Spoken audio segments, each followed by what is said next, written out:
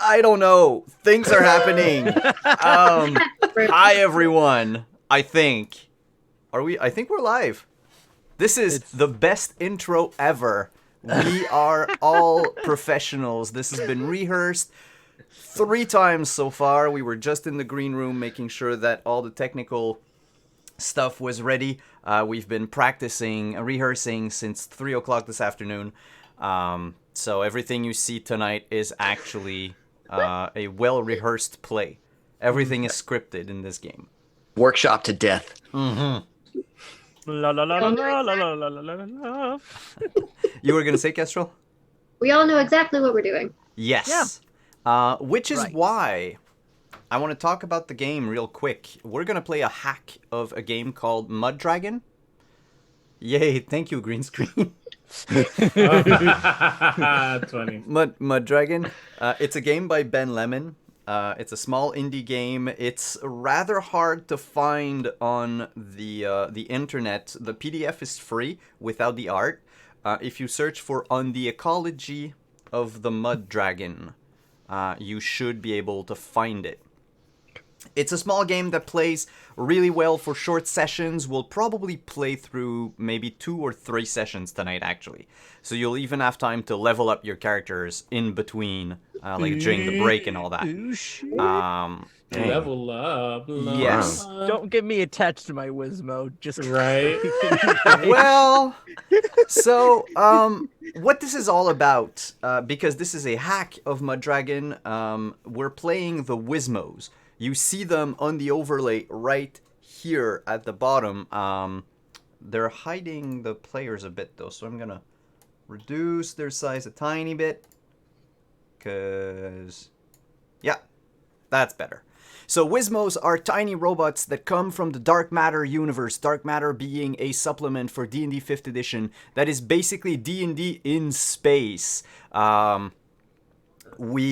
I love it. We stream it here every Tuesday on Wandering DM. They're also the company that made Dark Matter, is also a sponsor for this channel, for every stream that we have on the channel. You can go at their store down below in the panel, store.mageandpress.com. Right now, my coupon code won't work because it is Black Friday, and for Black Friday, they are having a massive sale of 25% off everything.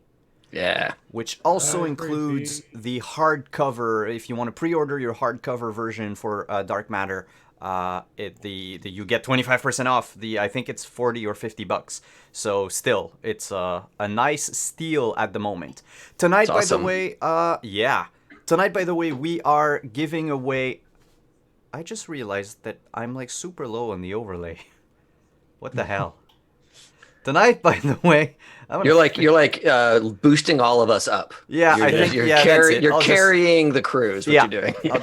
I can do something like this. Yeah. Well, anyway, so tonight we'll also be giving away codes for downloads for free PDFs. Not codes, I'm sorry, but we are giving away PDFs from Dark Matter. The Mimic Book of Mimic, we're also going to give that away, and Taverns and Tankards. One question? Yes. Can your players participate in this giveaway? Yes, so long as you are in chat. Yes. Yes. Yes. So, because the command will actually pick up someone that has talked in chat, so what I'll do is I'll activate it at some point, and then people can all chat, and then we'll pick a winner from there. So without further ado, we are still missing one person, so we'll create the characters, and I'll hope that Sam will be joining us at the same, like in the meantime. But making a character is very simple. You can all follow at home if you want to. You're all playing tiny robots, the physical description of which, the gender, is all up to you. But you will have to roll certain key attributes for your tiny robot, and the attributes are as follow. Your first stat is called small. Called what? Small. I'm gonna post them in chat at the same time. SMOL. Small. Why are you so small? Your second stat is called Handy Dandy. Love it. What is going on? Small. Small Handy Dandy. Your third stat is called Cute. Cute. Definitely not a dump stat. Not a dump stat. The fourth stat is called Programming. Okay. Definitely a dump stat. And the fifth one is called Shenanigan. Shenanigans. Oh. Yes. You understand? That's like literally one of my favorite words. So, All of the shenanigans. what do you do with these stats? We don't know. What do we do? Yeah. You will roll against Small when you want to reach high places and lift things. This is sort of your strength or your athletics. You will roll against Handy Dandy when you want to attempt to disassemble or reassemble something. This is like your crafting skill. Cute is when you want to strike fear or love in the heart of your enemies. Because I like if you something can be so Science. cute that it's terrifying. yeah, if you cannot- fail a cute check, you are terrifying. If you succeed, you Oh. are cute. Because apparently the people are scared of 1-inch tall robots. Programming is something special because normally Wizmos tend to have a mob mentality. And they have this like hive mind. You are all disconnected from this hive mind. So in order to think by yourself, you will roll programming. So when you want to come up with something intelligent, that would be programming. That's great. And shenanigan is it's like a saving throw. It's something that I will force you to roll whenever you maybe act too rationally to my tastes. Or if there's something dangling in front of you that could push you to play a trick on people, you will roll against shenanigan. All of your stats, except for shenanigan, begin at 14. So you can write that down. You have 14 in each stat. Shenanigan is an 11. Wait. So, what? I lost. I have confusion. Say it again. Okay, all of your stats are at 14. Uh-huh. Shenanigan is at 11. Uh-huh. So when you roll a stat, to succeed, you have to roll higher.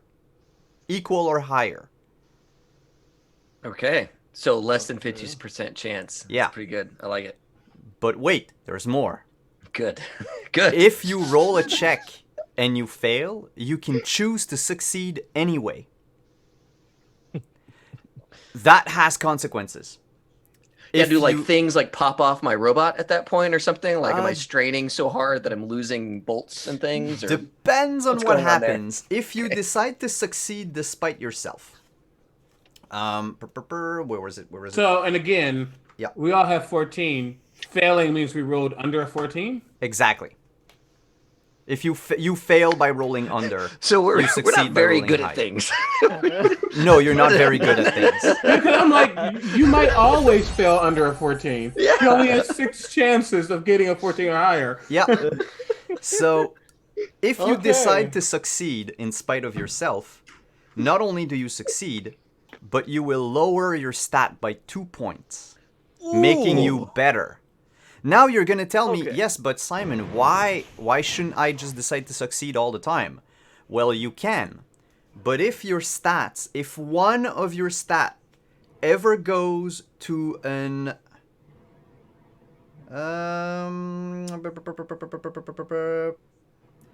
5 or lower, or if you decide to succeed 4 times in a row, you turn into a giant robot. You dive deep into yourself, to the magic that binds you to the world, and basically transform into a giant robot. You have control of the scene. You can do whatever you want, but at the end of the scene, you die in a humiliating way.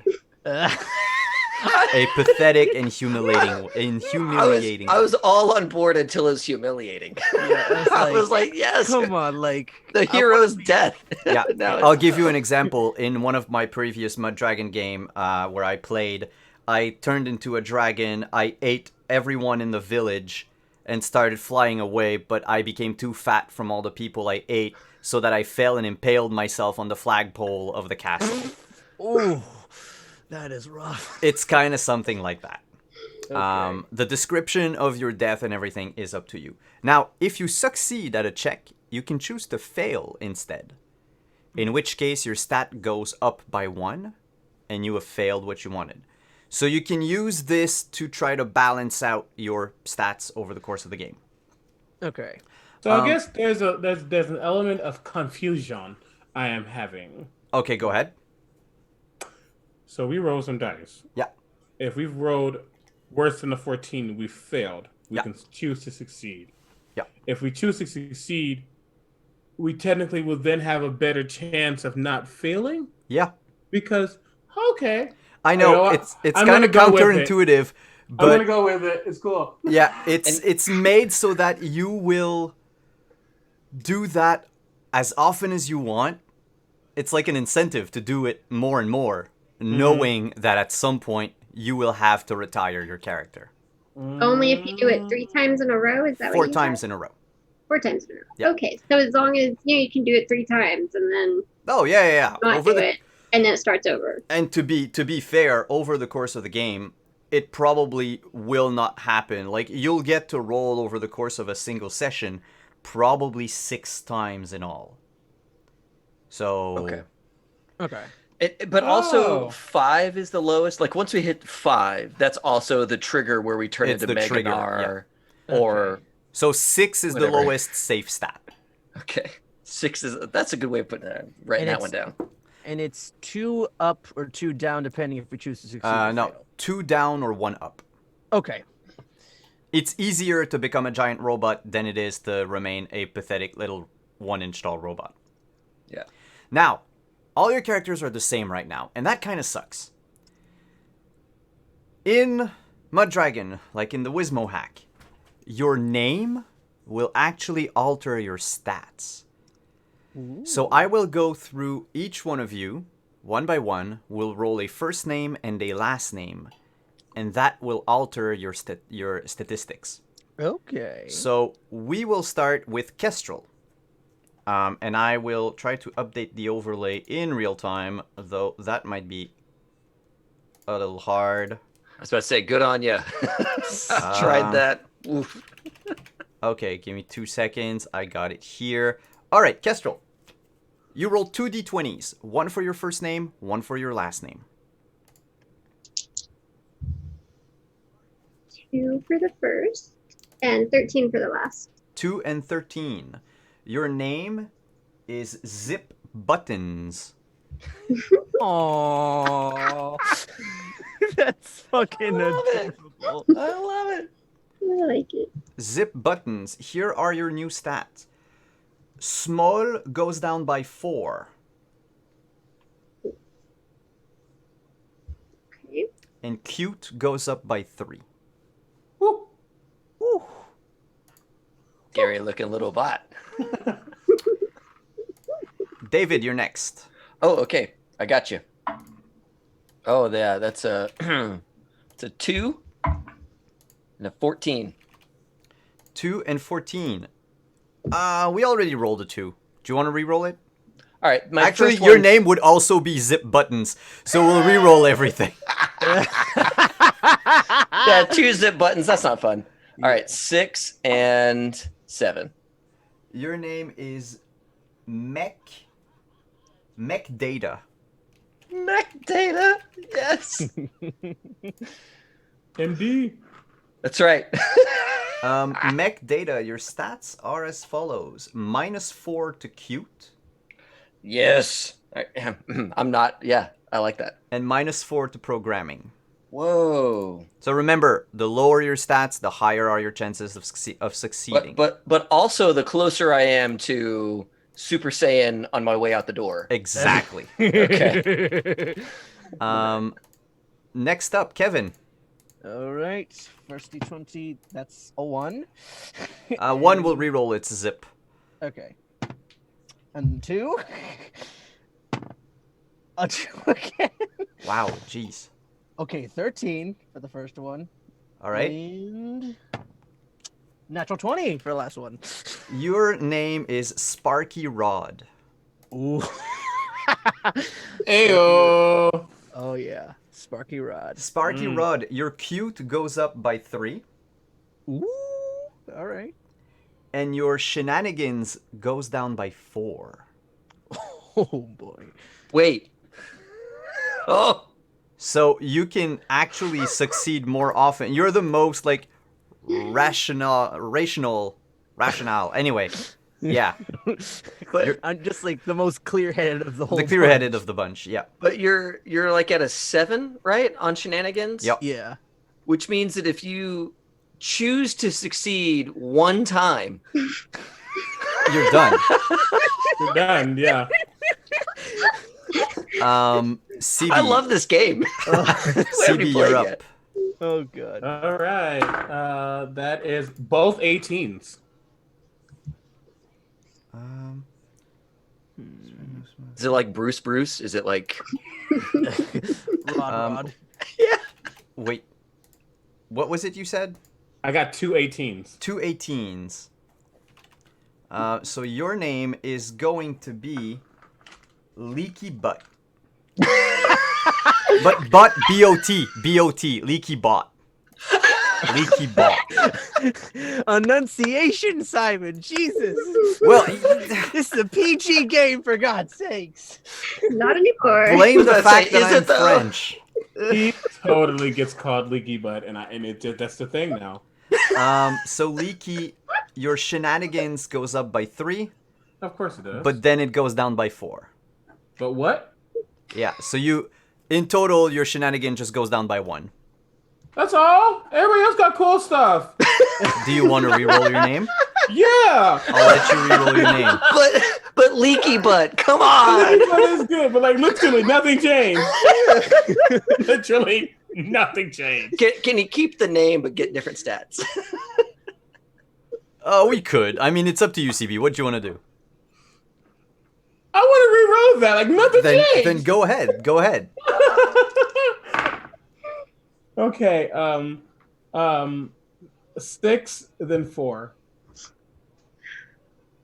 6, we already have it. We'll reroll, but I'll keep the 4.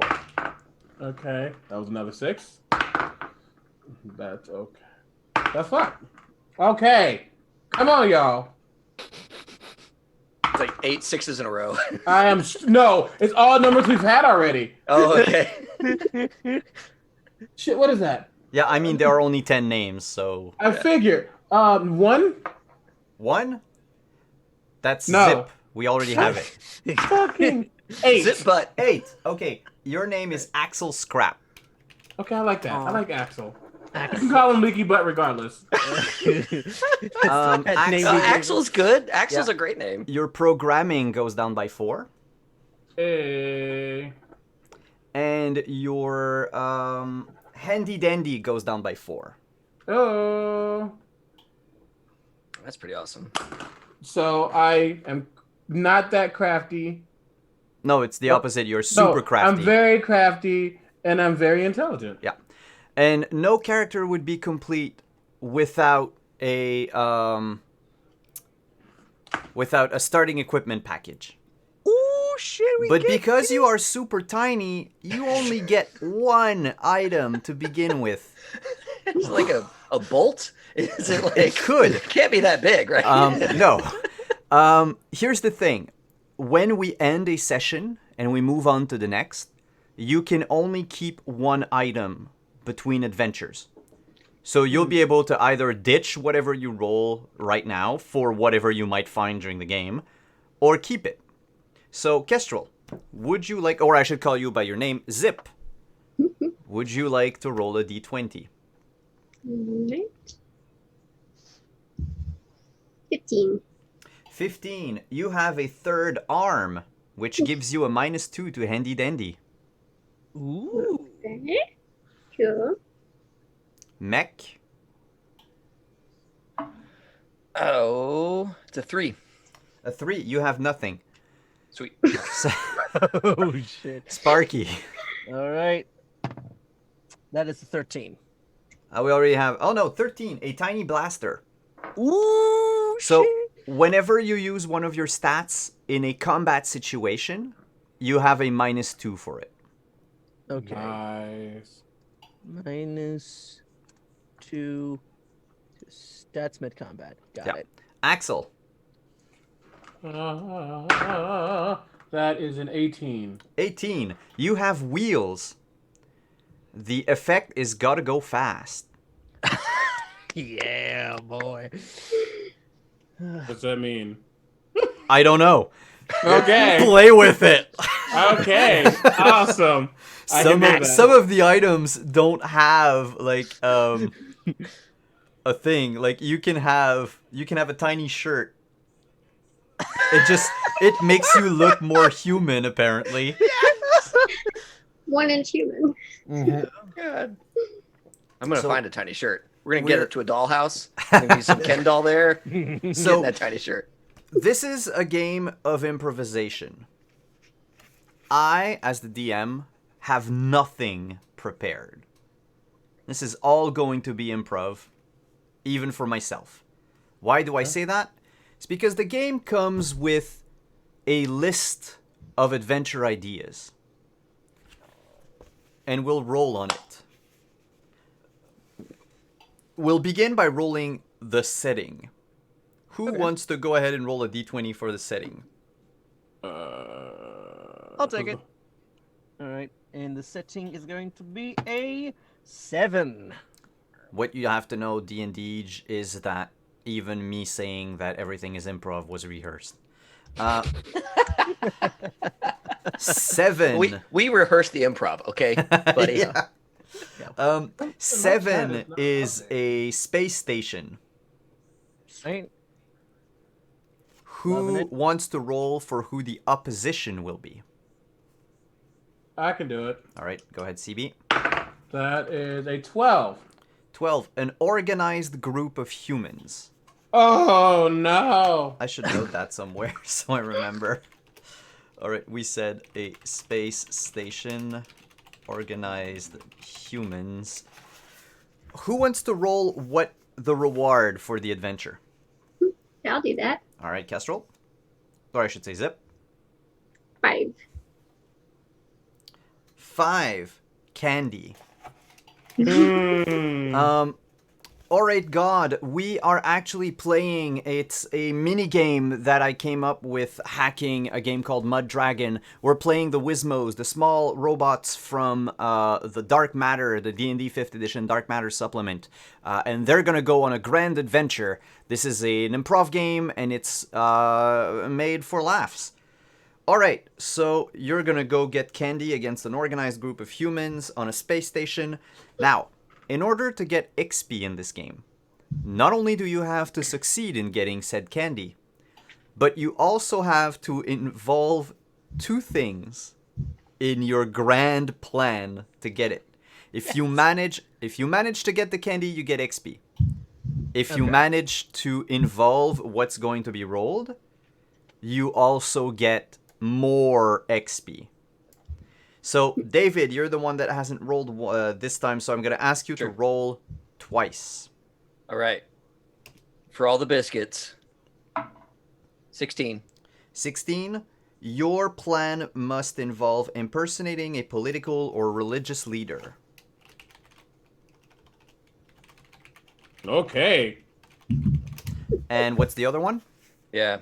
VIP. Okay. And for extra turkey, 2. Sneakiness. Oh, yeah. Espionage. All right.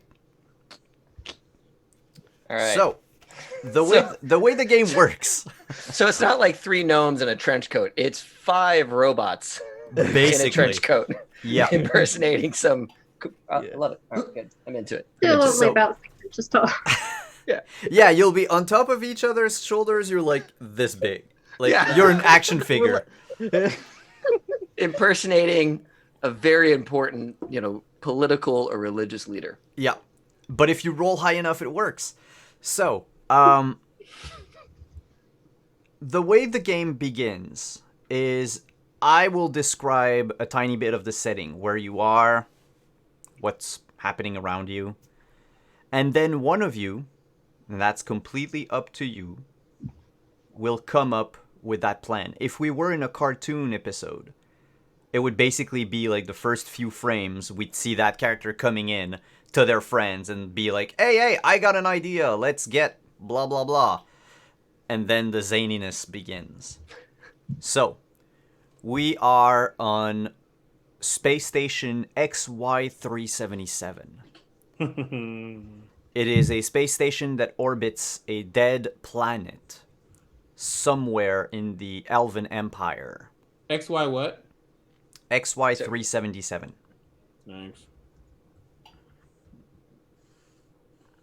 We can see the camera zooms in through the stars, approaches this donut-shaped space station that just spins in the dark. There's the beep boops of various machines and droids moving about, the heavy footsteps of humans and other species walking in the space station, and somewhere through the vents, the camera plunges in through like the space in the grating and turns and turns and goes up and down and eventually happens upon a small Wizmo village. Tiny houses made of discarded material. Someone probably lives in an empty Crash Cola can. The general store is an old computer monitor that's been hacked to pieces and stuck, glued back together. And we see the four of you.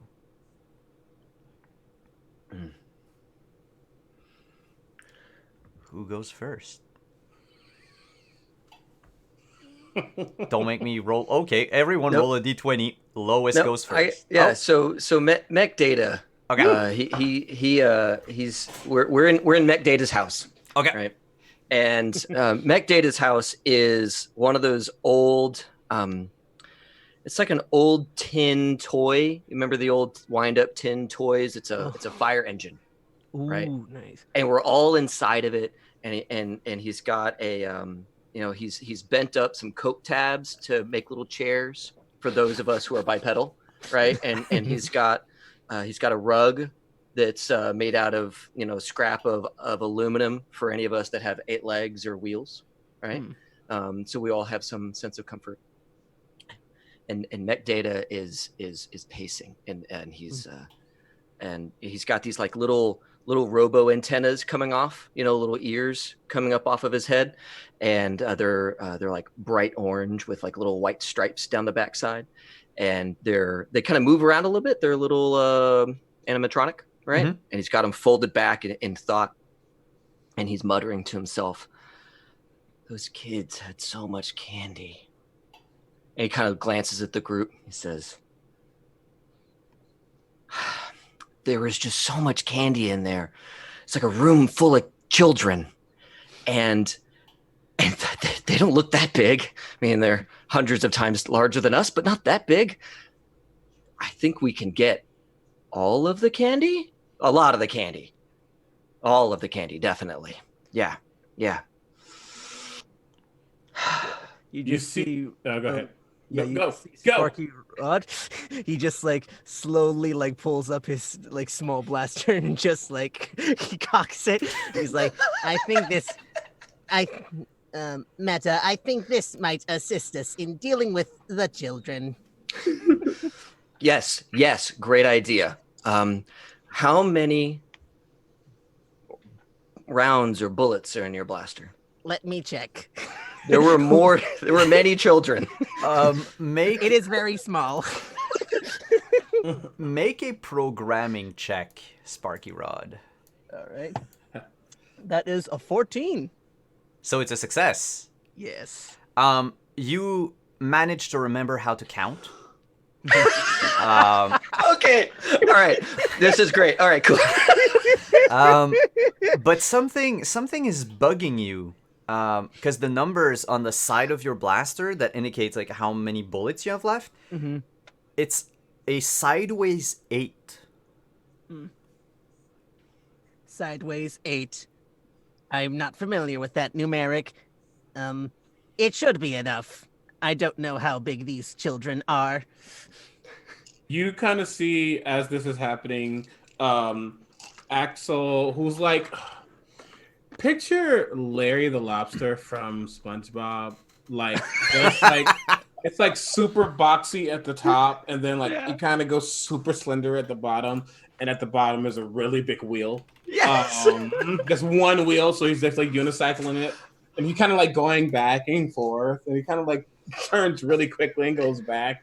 He's like, what exactly do we need candy for anyway? I don't really think we can eat it, but now I'm confused. Going back and forth. Axel, yes. For trade. Yes, at the store. Yes. Zip Buttons just waves her arms around. I have 3 arms. I can carry lots of candy. Yes. It'll only take us many trips with 3 arms. Yes, this is good. We will have trade for store and sideways 8, less children in the future to worry about. Yes. The only issue is getting past them, trying to avoid minimal casualties. Are we trading with roaches? Are we trading with He's just like stuck on like whatever. Yeah. Man. Just The roaches scare me. I prefer trading with our own kind. Let me, out of character, can I ask, do robots actually have a real need for candy, or am I just like in the world of in the world of dark matter. Yeah. No, absolutely not. You're just hoarding Perfect. Okay, them cool. for no reason. That's all I needed. Okay, cool. Yes, but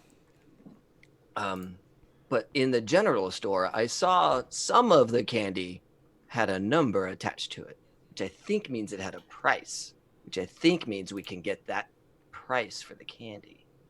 Oh, yes.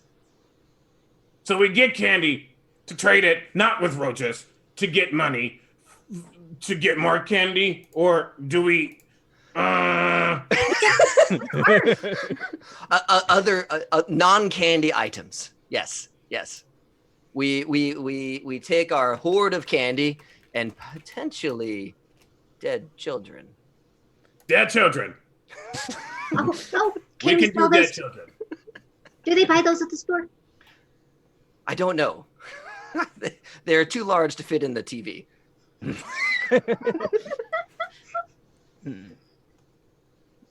So So, where do we get said candy? In the room full of children. Yes. I know how to get there. We have a map. No. I know how to get there, though. It is this way. And he But- points like out of town. A random direction. Yeah. He was just very confident and adorable in the way that he is expressing this, with his ears flip-flopping as appropriate. You make your way out of the Wizmo village and through the vents, passing by some of your neighbors who are all quite intrigued at these 4 Wizmos going out on an adventure. Bye. One of them's just like, bye, I guess. You manage to get to the grate. Unfortunately for you, the grate is located at the top of a wall. It's a long drop to come down. And Mech Data brings you all to the grate, right? And he kind of peers through it real quickly and says, "Yeah, okay. The last 4 were the wrong ones. I know, but this is the right one. Okay, come, look." And you see there on the counter is a jar, I think, and that's a lot of candy. and next to it is a bowl with more candy. And then all those gross little things down there, those are children. Mm. I think they don't want us to get their candy. Mm. And you notice. Is there? Oh. Sorry, go ahead. I was just gonna say, when he points out the bowl of candies in the jar, and then the humans, you notice it's all a bunch of various humanoids. Some of them are near humans, some are distinctly non-humans, but they all wear the same green uniform. It's like a green shirt, short sleeves, with khakis, and a red sort of scarf around their neck. And some of the higher ranking kids, seem to have badges sewn into their uniforms. Are these like scarf. child shoulders? No, they're Boy Scouts. The Boy Scouts. Child shoulders. Okay, got it. I mean, from my perspective, they are child shoulders. All right. I want to take a look from the grate and see if there's any like sprinklers for like a fire alarm system going. We'll say yes, there is. There's one. All right. Keep your arm steady. This is the first of sideways 8 bullets. I'm going to try something. And I want to try to shoot the sprinkler system so it just like goes off and like wets all the kids, or just try something to get them out of the room, or like in a way to cushion the landing with some water. Oh my gosh. Please don't be a halon system. You are gonna have to roll. We'll say handy dandy. Oh god.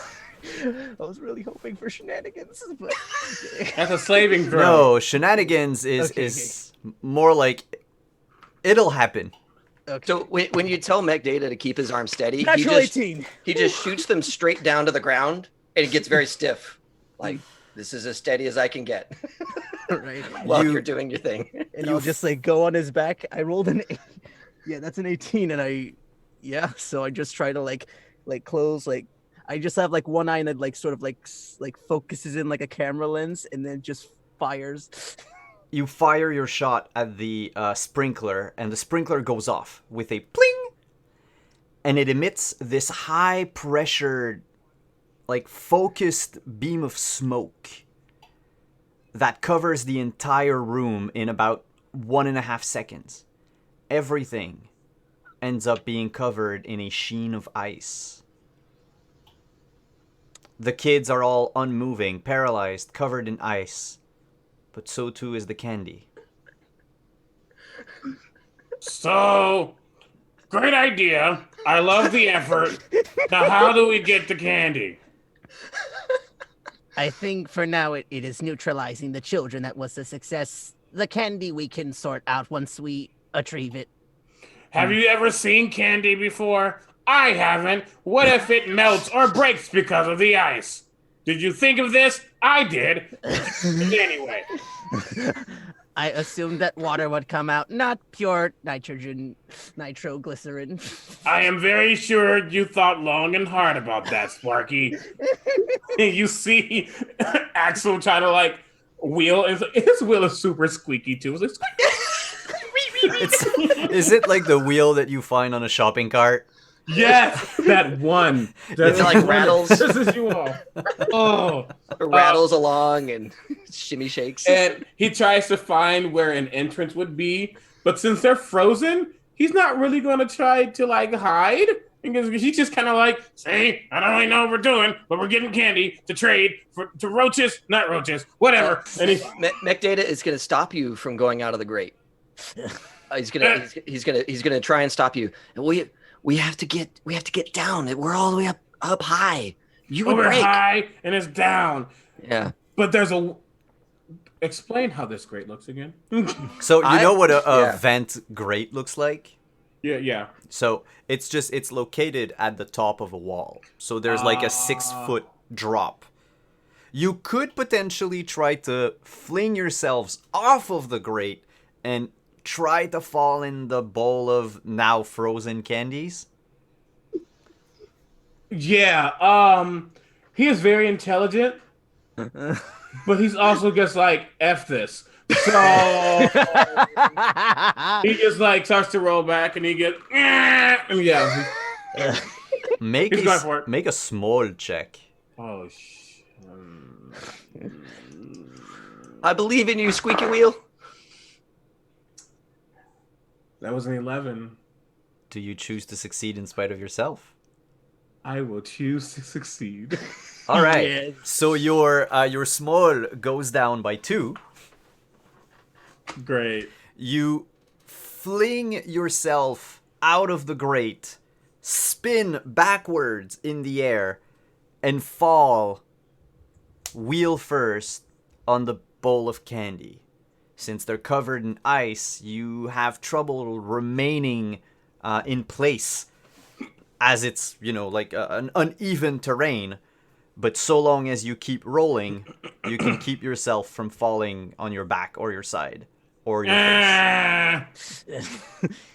But that leaves Zip, Mech, and Sparky at the grate. Zip, what do you do?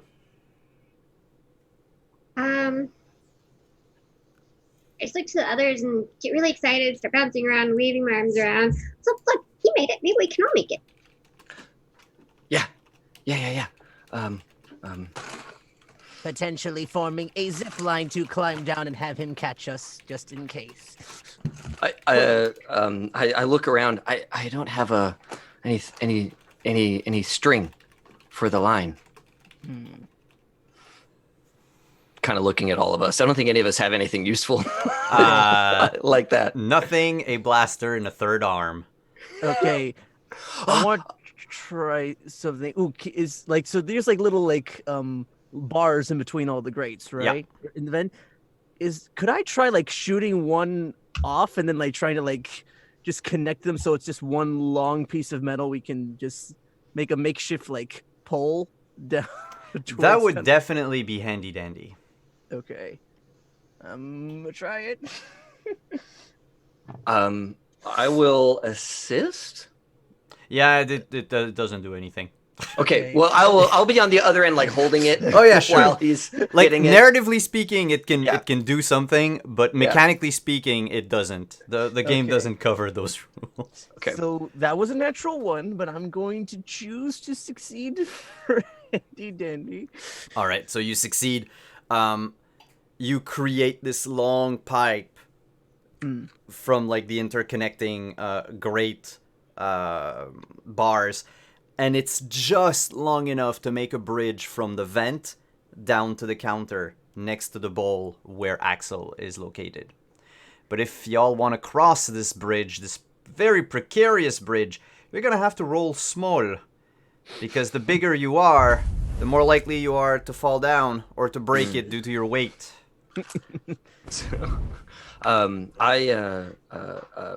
Mech's little ears, the little at the very tips of them are little teeny red LEDs, and they blink, blink, blink, blink with little ideas. And he said, "I'll stand up here and hold it, so you can go down safely." All right. And Zip, you might want to hold as well. The extra arm will help with that. Oh, okay, I can do that. All I right. scooch out of the way so we can get all Actually, with 5 three arms on this. Yeah, with 3 arms, you don't have a problem crossing. I forgot about that. Since Mech is holding the rod, I'll say Sparky, you can cross by yourself without a check. But Mech, how are you gonna get down? I think after everybody gets down, Mech is gonna like loop his hands like a ring and try and like slide down and then not shatter into a million pieces when he hits the countertop. And can I hold it from the other end to help? To help steady it? stabilize it? That would be amazing. Sure. So since you're holding it down on the other hand, Mech will be able to, I was going to say swipe down, but slide down. Your hands are sparking from the rubbing of metal against metal. But aside from a few sparks, you manage to fall on the counter safely. Okay, And that's a little roll. It's like steam is smoke is coming up off the ant.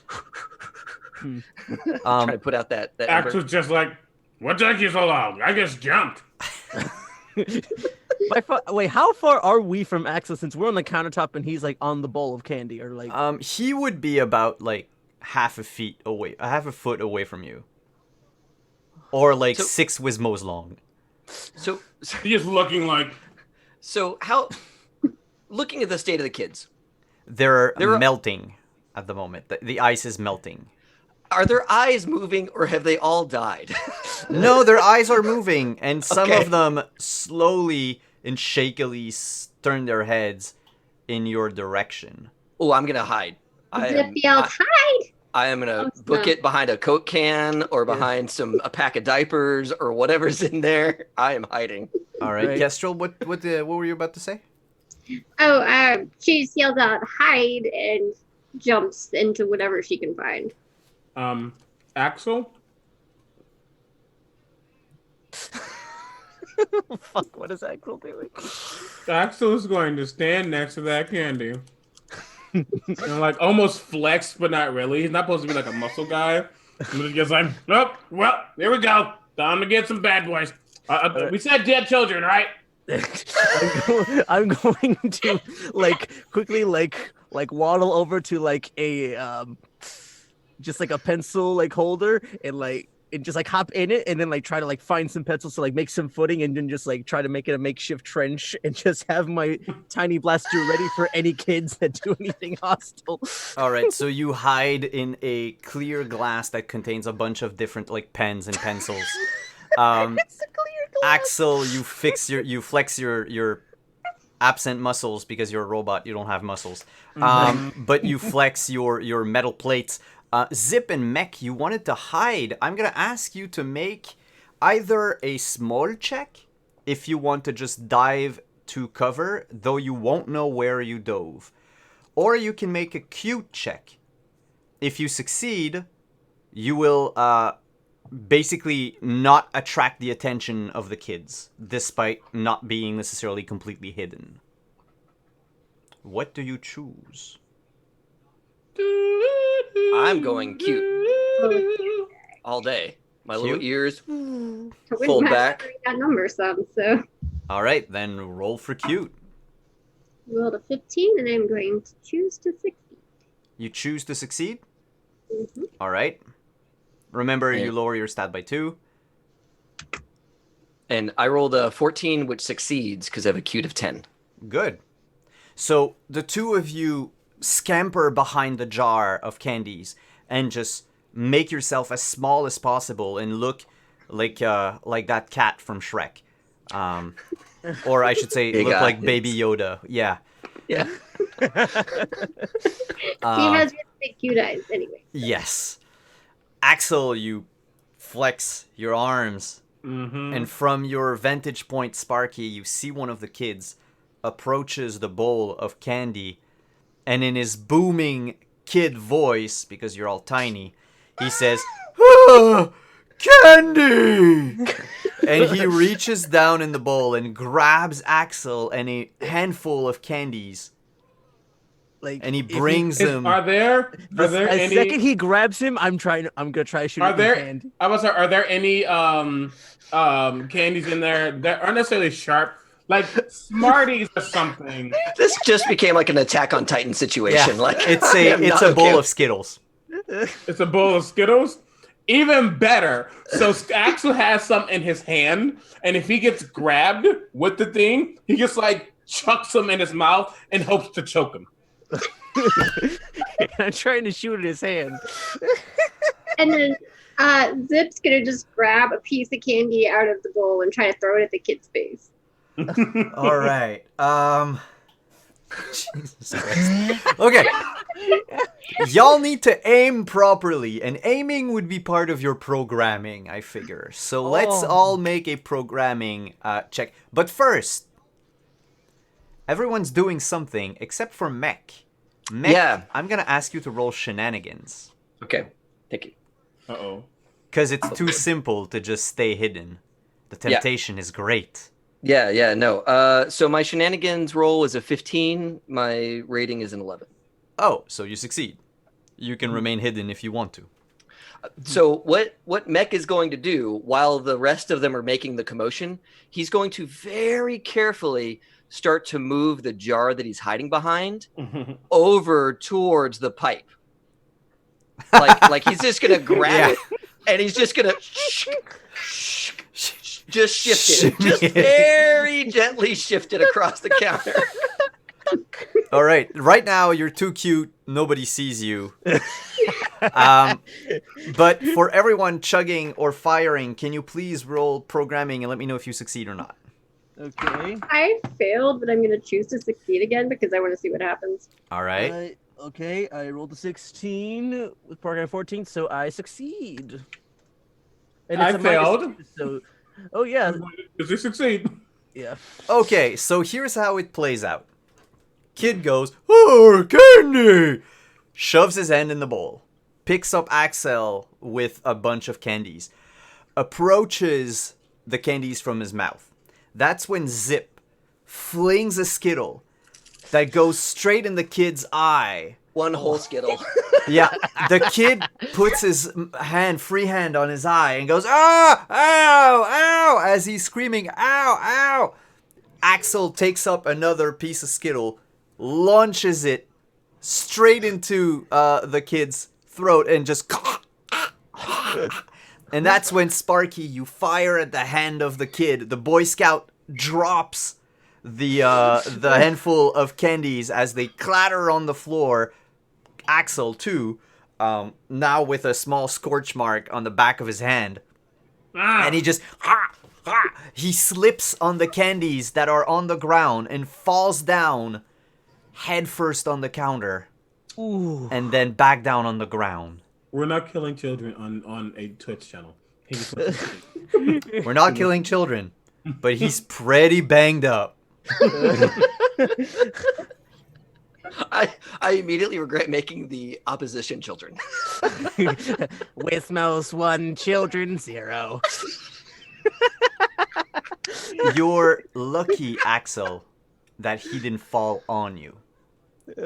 As he falls next to you, the impact of the blow dislodges the Skittle from his mouth and it rolls down on the floor and comes ding next to you. And I pick it up and I go, "Success!" It is slimy and sticky. This is the victory I've always wanted. Pyrrhic victory. From behind the jar, have I ever heard like a scout leader or one of the adults speak? When I found the candies or anything like that, a voice that I could... The kids seem to be completely unsupervised. Right. In fact, now that you look at it, it seems like the door to exit this room has been barred. Oh. Oh no. The parents of the station are real winners. All right, cool. And you look around like all the candies that are here and everything, and it seems that this room bears a purpose.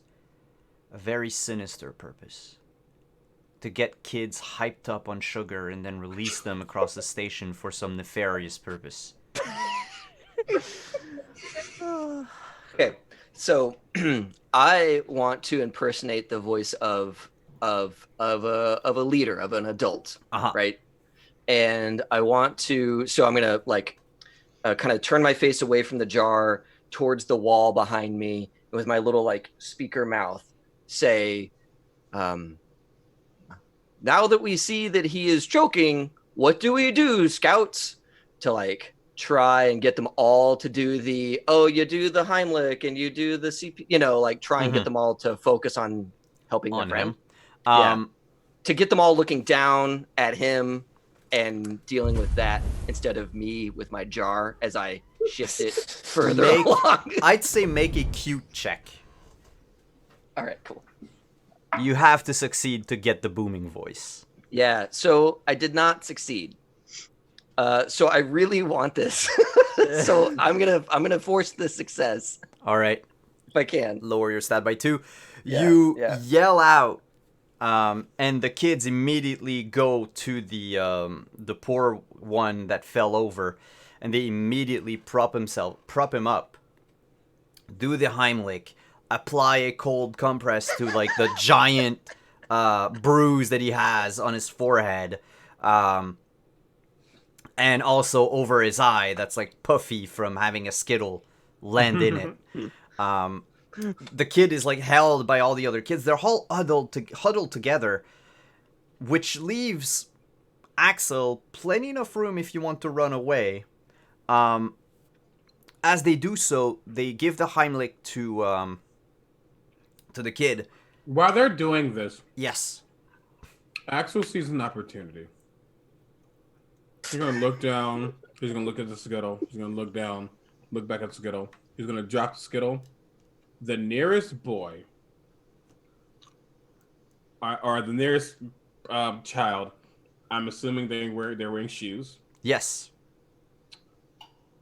Can I attempt to tie their shoelaces together? Just in case something happens, and then one trips on themselves. I'll say roll against shenanigan. Because right now your instinct is true. You're acting like a true Wizmo. However, this is very dangerous. You could get stepped on at any moment. My shenanigans is 11. I rolled an 11. Okay, so since you succeed, you could decide not to do it because the risk is too great. You can choose to fail instead and go for it despite the risk. Wait, if I choose to fail, is that another notch on my numbers? It's a +1 to your number. No, I know, but like if you choose to blank something 5 times, then you. Oh, whatever. no. That's if you choose to succeed too often. You can choose to fail however many times you want. I'm going to choose to fail.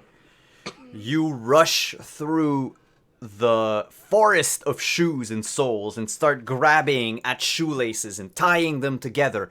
Unfortunately, one of the kids kicks you by mistake, and it disconnects your wheel from your body. You're now left with your regular legs that you were actually always had. They were just attached to the wheel. Yeah. He just had built-in wheelies this entire time. No, my wheel. It's my body.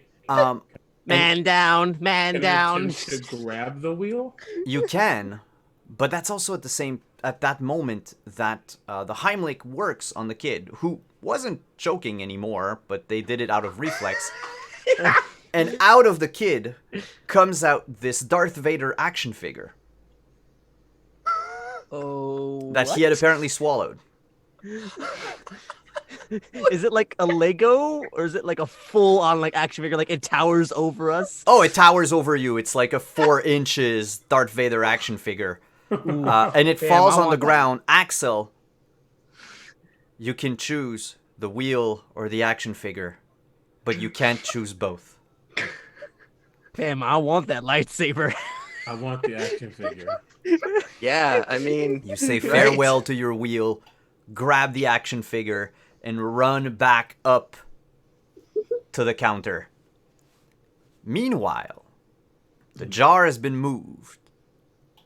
It stands on the edge of the counter, next to the pipe bridge. But how are you going to get it through? Don't know. Can I take the pipe bridge and put it down so that Axel can try to climb back up? Oh, absolutely. You can make a sort of like pipe for him to climb up. With Darth Vader in one arm, I guess. And he's just one-arming it. I will get this. Roaches? No. Okay, so I have the jar where it needs to be, and we're rescuing Axel. So I'm going to, as stealthily as I can, make my way back over to the bowl because I want both, All and right. I don't know a concept of. The jar is full of Werther's originals.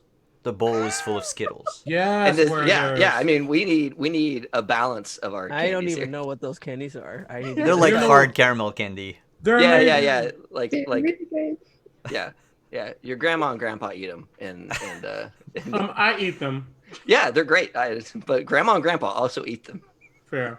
So I'm gonna hustle back to the bowl and try and like begin its trek towards the our chosen exit. All right. You will succeed, and triumphantly the group will return to the village, candy in hand. Plenty enough for go figure what, because you're robots and you don't eat, but now there's a bunch of candies that you can do whatever you want with it. I can make like a Werther's original lawn out front of my. Yes. You can make lawn ornaments out of Werther's and like Skittles. And that will conclude the first leg of our adventure. Oh my god. God. So, XP. This is very simple. You get points for stuff. Did you accomplish your goal? We got candy. I think so. Yeah. All right. Organized group. Yeah. You get 4 points. And he impersonated the group leader. Yes. And we were very sneaky. And you were very sneaky. That is true. So you get a total of 6 XP. Now, before we spend that XP, if you have any stats, any attributes that are below an 8, bring them back up to 8. Anything over 19 goes back down to 19. Okay. And then you can spend your points on a 1-for-1 basis. To lower Spending your those stats. points to lower or to raise? To lower. You can lower or raise, I'm sorry, with those. Lower arrays. Okay, so Yeah. I'm Okay. going to. So Q's gonna 12. I think. Fuck, I might just make programming and handy dandy both 10, just because like pulling off trick shots seems to be my thing, and those are pretty handy. So, or There we go. Yeah, I did it. I think I'm just gonna make programming 12, small 12, and handy dandy 10, just so I can potentially snipe. Worst case scenario. Worst case.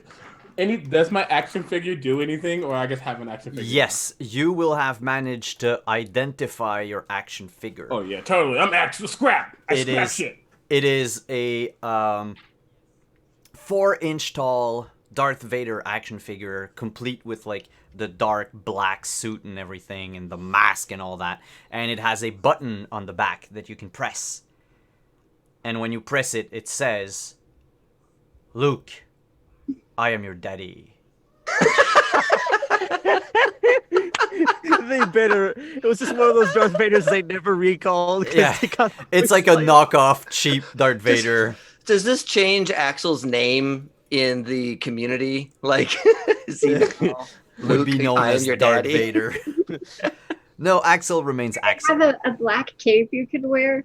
Oh yeah, and it's a black. Like, do you remember the action figures from the 70s, the Star Wars action figure from the 70s? The cape was like made out of this weird rubber type thing. It wasn't Yeah. cloth. It was like a weird, and it's like all straight. That's what you have. Like it's like this weird, like plasticky cape. Great, cause I totally take it off of the Vader and put it on myself. Absolutely, because you're super tiny. You have like a long, what's it Yes, called? a train. Like a train, yeah, in the back. Awesome. That's without great. without my wheel. Without your wheel, but now you could even probably get the Darth Vader head off of the action figure, breaking it forever, but putting it in place of your head. And I'll turn over to Mech. I'll say, the weapon of the Is figure there- might be useful. Oh, Does it have like the red Is there lightsaber like any- it's on? Sorry. It's a retractable plastic lightsaber that's found in his arm. Okay. Is there any way, because I am very crafty and I'm very intelligent, and I am a fucking robot, is there any way I could have configured this thing and worked on some things so that now I have a button that says this "Luke, I am your daddy" thing? And just I take have the his thing head out, on. I have put his it on your helmet chest, on. and you just press it whenever you want to say it. Yes. And it's like your like this conversation is done. Yeah, it's just like he just gets done. He gets something like retracts in his stomach. He goes, "Luke, I am your daddy." As you like walk away. You know what? Let's make this your downtime activity. Sure. I now have a Vader helmet that like I kind of like got off of it. I have his cape, and I have Luke. I am your daddy. But you don't have any items to start the next That's okay. adventure with. All I right. am the item now. You are the item. After a undetermined amount of time, let's roll the setting of our new adventure. Do our choosing to succeed go back to 0 or no? No, they remain. Oh shit. Okay. So, let's start with Kestrel. Kestrel, can you run for the setting, please? Oh, so we could like not be on a space station next Oh, time. look Yep. at Skip. Look at Zip. Roll to 7. 7. The same space station. I just erased it, so let's just write that back then there. Yeah. All So right. now we still have the where the originals Yes. lawn outside the little fire truck. Oh yeah, everything stays the same. There's a sort of continuity to this comic series. Like it remains. There's an evolution, except when we get to like the filler episodes. Yeah. The filler episodes. And I would have like suggested using like the Skittles for like a cobblestone road into our house. Like Oh yeah, Oh, that's a definitely. great idea. So like the Werthers are the grass, and then the Yeah. Skittles are the cobblestones, and then there's like a It's little good. like It's gonna get Skittle so lawn freaking furniture that we can sticky. sit in. Skittle stones. Oh, that's great. Now I want to eat Skittles. And as you're David, walking along, it crinkles because of the Werther's original wrappers. Mech, can you roll, or David, can you roll for the opposition? yeah, I'll roll for the opposition. Please, not children this time. 6. 6 other Wizmos. Oh shit. Yeah. Kevin, can you roll what you can get? Hey, that's an 11. 11. Mecha stuff. So stuff from actual robots that are, Like big of ones. a playable size. Yeah. Ooh. I am playable, okay? Of a D&D playable race size. And your plan will involve... CB, can you roll twice? That's a 9 and a 15. Your plan must involve reading and passing for a human. Ooh. I can do Okay. So wait, this makes me think that reading is like challenging to Wizmos, right? Yes. Like, that's like actually like, Unless you're intelligent. I mean, remember, you needed programming to be able to count. That's right. So, I only remember 5 of the letters of the alphabet. there's a commotion outside the fire truck today. We're on space station YZ-377. We are in the vents. We are in the Wizmo village. There's a commotion. Ho, ho, the candy stealers have to go. Ho, ho, the candy stealers have to go. It seems like your gentrification of your part of the village through candy has made people very angry. And they... Axel bursts out of the door. and With your cape and your helmet. Exactly. And Sparky like stands there like Boba Fett next to Darth Vader with a fucking simple blaster, just firing shots in the air to like get everybody's attention. The mob... Behind them, jumping up and down, waving her arms, trying to see past them and see what's going on. You can see Zip whenever you're up in your jump. This mob of angry Wizmos wielding pitchforks and tiny torches. They fall silent upon hearing the blaster go off. What do you do? Axel just, wait. Do you see what we have done? We have gathered the resources of the humankind to better ourselves. What are we? We're Wizmos. You gonna say it with me? Yeah, we're Wizmos! One of them walks forward. He's the elder of your village. You know him because he's a Wizmo that sports a very long white beard and a red cap. They call him Papa Wizmo. And Papa Wizmo walks forward and says, "Yes, but you bringing the candy here will attract the thwirls and the roaches. This is too much sugar. Hell, my diabetes is going up by just living next door." Oh man, it is time to change.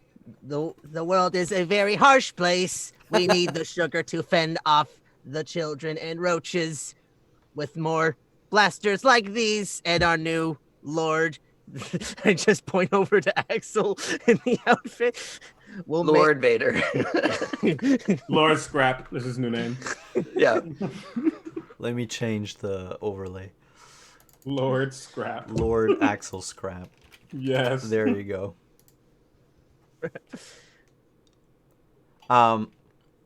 I want to get out and climb on top of my little fire truck. Right? Yes. And on top of the fire truck, I'm imagining that there's like a little tin water cannon thing that super doesn't work. But I'm going to like grab it and turn it towards the mob to add to some of the intimidation factor. Like, this could spurt out some water, and they would not like that. It could spurt water. Instantly short circuit that we just killed. They look at you climbing up and moving that hose in their direction, and everyone takes a step back, and you can hear whispers among the crowd. "Oh no, my torch will go out. They're gonna turn our torches out. Oh no, we can't be angry mob without torches. What are we gonna do?"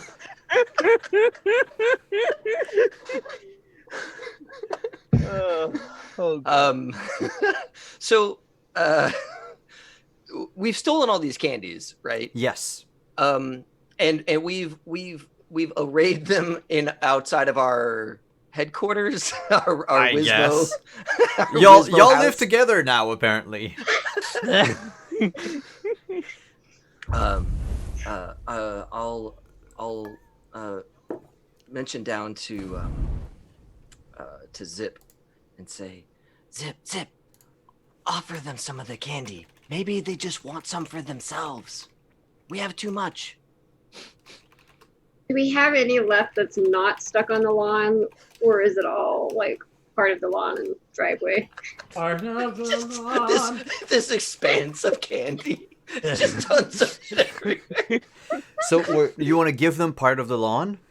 I was suggesting That's the question. Is there more that's not part of the lawn? Yes, I figure that like behind your house, there's this giant jar still full of candy that like you guys have just been hoarding.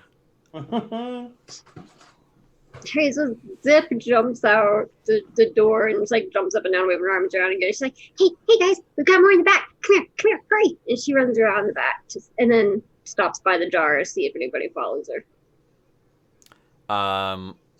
Did you want the mob to follow you or the other players? And mob. The mob, I'd say make a cute check for the mob. Made me cute better. The 4. Do you choose to succeed? I'm gonna go ahead and choose to succeed. All right. How many in a row can you get? It's Four. 4. So in Okay. a row, question about that wording. So, like for instance, I chose to succeed, Yeah, this might and I not. actually succeeded. Does it go back down to 0, or is it still at 2? No. It's 4 times in a row that you would have failed, and you decide you choose to succeed every time. So because I have succeeded, that number is technically back down. Yeah. To nothing. Exactly. Gotcha. Or you could have failed another check and leave it as a failure, and that's fine too. Got Oh, it. you chose to fail your check so you could go tie the shoelaces together. Yes. Yeah. So that would have resetted the counter anyway.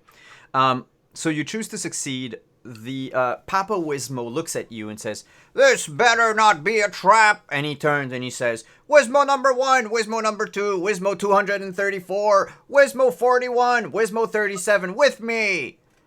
And like 5 Wizmos break off from the mob and they follow It's like Papa a fire Wizmo. team. Yeah.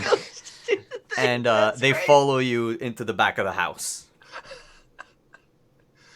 Wait, is this inside the house or behind the house? But it's like behind, right, where we keep the jar. Yeah, because the house is too small. The jar towers over the house. Okay. That's what I thought. Picture like a water tower. It's kind of like that. Filled with candies. Ooh, I know. I'll get the little like ladder on the back of the fire truck, and I'll like angle it towards the jar and like hit the little crank, get it to like go out to the thing so they can get to the jar. All right, My, they my actually little ears are blinking with ideas. Beep beep beep beep. You know? they look at you as they pass by and they're like begrudgingly saying thank you.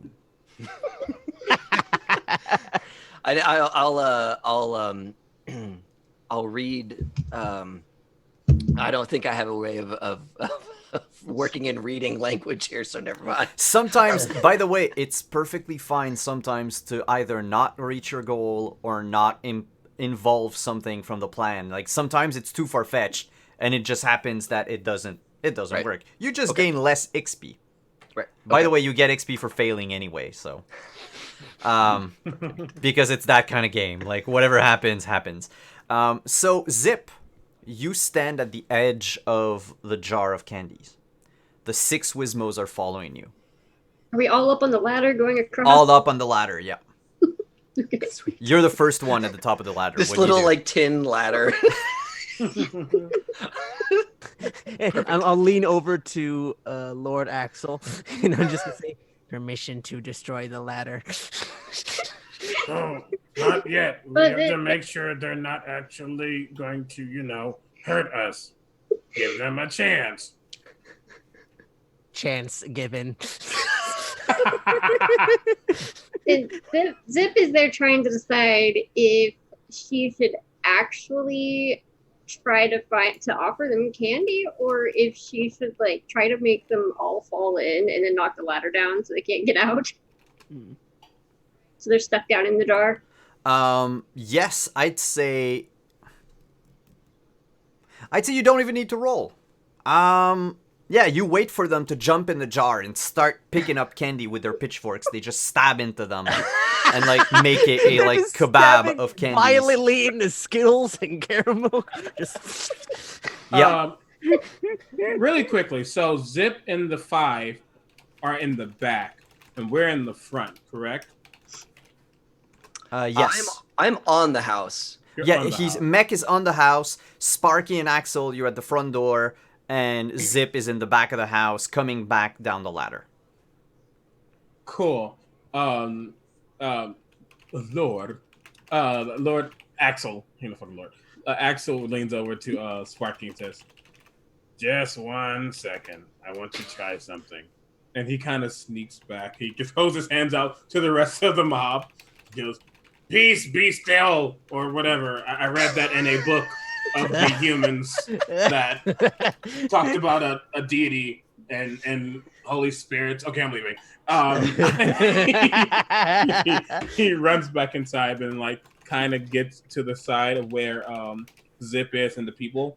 And he's not seen. He's trying to like look around, see if we can see him. And he presses his button. So he's trying to make it seem like there is a human around to scare them while they're while seeing them in the candy. He's going to say, "Luke, I am your daddy." In the bowl. and I'll say Yes. like, just to like add to the effect, I'm just gonna be like looking around with my blaster and just like pointing in all the random directions and slowly roll back into the house. Pretending you're freaking out. Yeah. All right, so make since you programmed it into your body, Mm-hmm. I will say make a programming roll, Axel. Okay. And would I know that Like, would Mech just catch on that you're pulling a bit here? Like, I'm just curious how clever my little bot is, because I'd love to help with this, but I don't think I could figure that out if I don't know. No, how to... you're clever enough. Like you've lived together, so you've seen Axel integrate that, and he probably spent like the first day just tapping the button nonstop because it was funny. Yeah. Oh, 100%. Yeah, I got yeah, 11, so I have succeeded. Cool. Nice. What did you want to do, Mech, to help? Oh, so Mech is going to like jump up real quick and just say, "Everybody hide!" and then like dive down behind the house.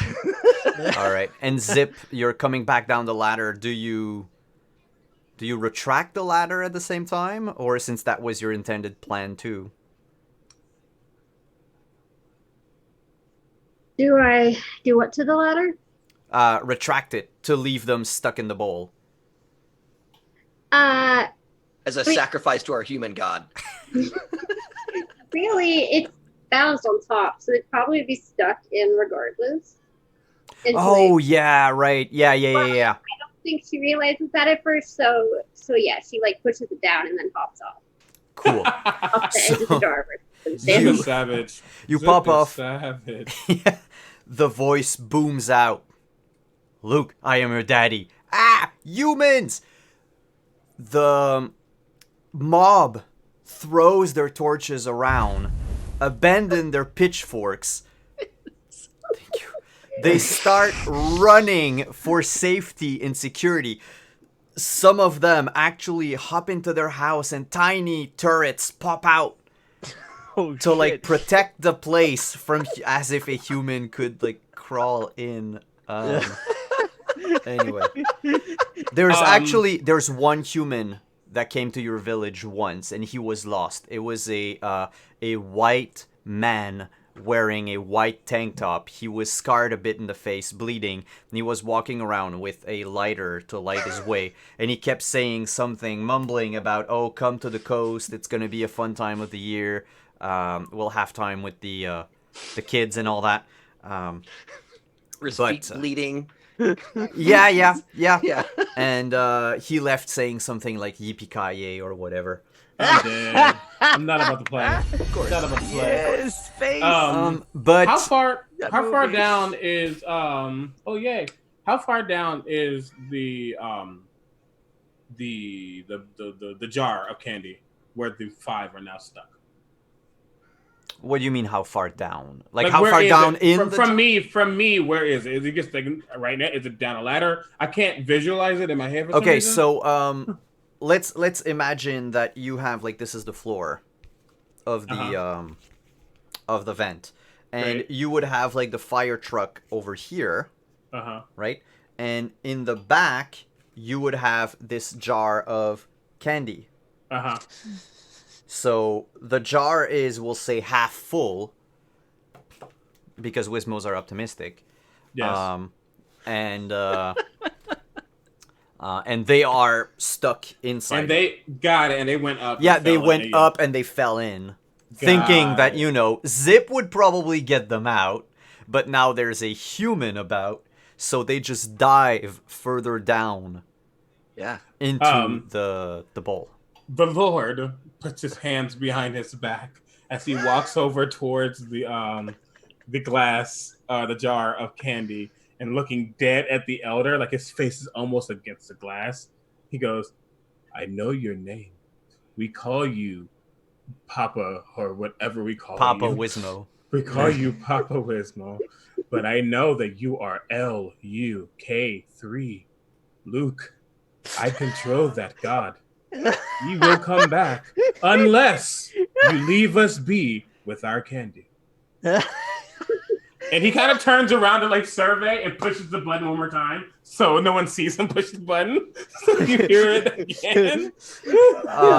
And I like try to like say like, "Oh, fear, Luke! Oh, fear." Papa Wizmo from inside the bowl says, "All right, you can keep your candy, but get me out of here. I don't even like Werner's Original." We will get you out. The others can stay. Cass, no. my Okay. name.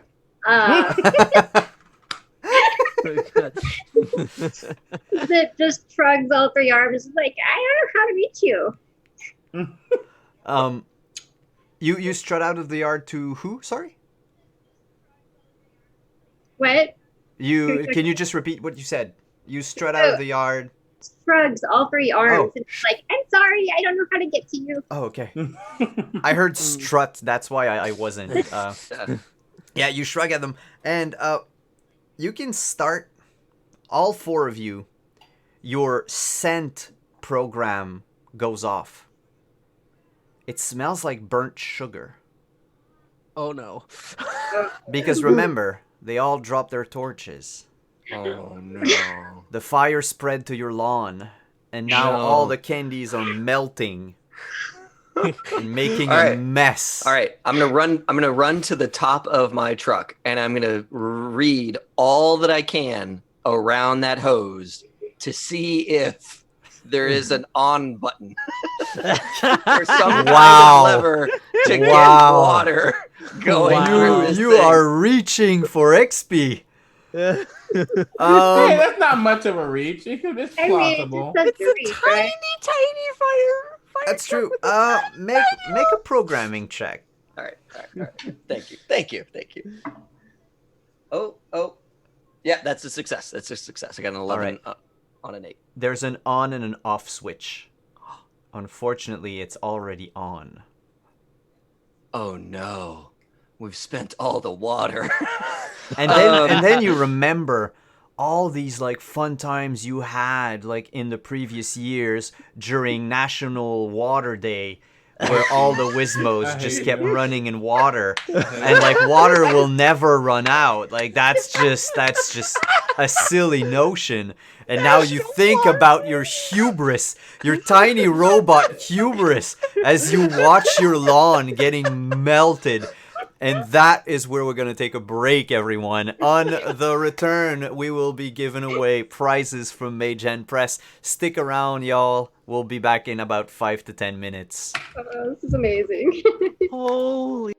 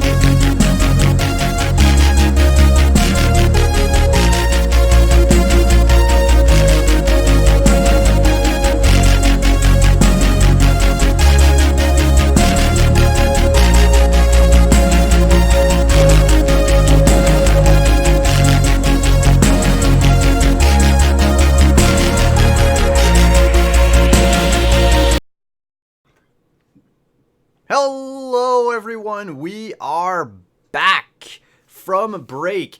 We have 2 books to give away right now, and Oh. 1 more book to give away at the end of the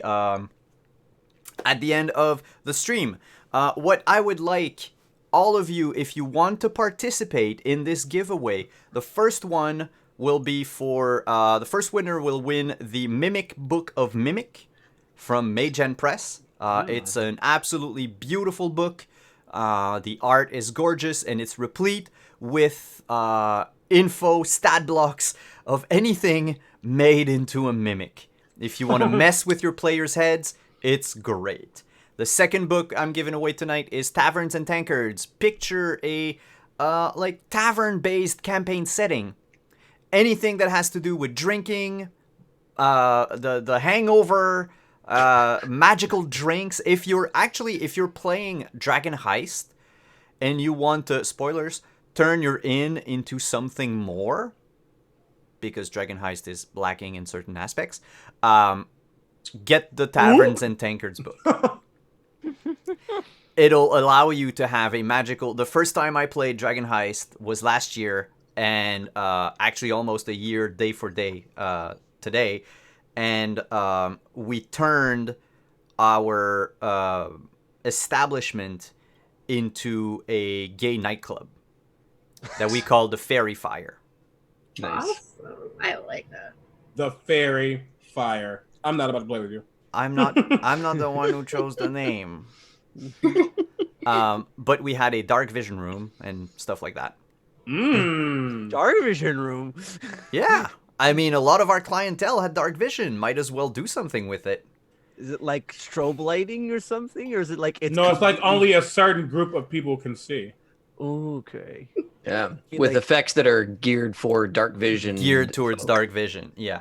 Yeah. And all of our drinks were magical and everything. If we had had that book, we would have actually been able to make magical drinks that have like mechanical effects and can do a whole lot of things. So, that being said, write Wizmo in chat. Wizmo if you want to participate. The players also, you are free to participate if you want to. Wizmo! Wizmo in chat. Wizmo. So like, if I enter, I'm just gonna donate it. So like, I don't want to enter. Wizmo. Up to you. I'm gonna leave chat a little while, a few minutes to type Wizmo in. By the way, are you having fun? Yes, so much. Oh, I am. Hell yes. Oh my god. I'm eating. So, question: can you consider if I went to my parents' house and got Thanksgiving dinner, brought it home, and I'm not eating it here? Is it considered leftovers? It's I still mean- day of. How Carry long? on, Yeah. maybe? Huh? But Did you have to warm it up? only because I put it in the refrigerator. Yeah. I'd call that leftovers then. If you have to reheat it, Mhm. that's my thing. I mean, I didn't have to reheat it, but. Well, then it's not really leftovers. In my mind, it's leftover only if the day has changed. Like if it's a new calendar day, then it's leftovers. I'm considering this leftovers. What would you call it? Though? How Would you about call it that? like later ons? later on? Yeah, sure. That works. All right. Let's. Everyone typed in Wizmo, so let's see if my command works this time. Drum roll. I'd love to hear what thing you're using And to the do this. winner is. It's a Nightbot command that's Okay. supposed to pick someone from chat. But I think the command did not work. It.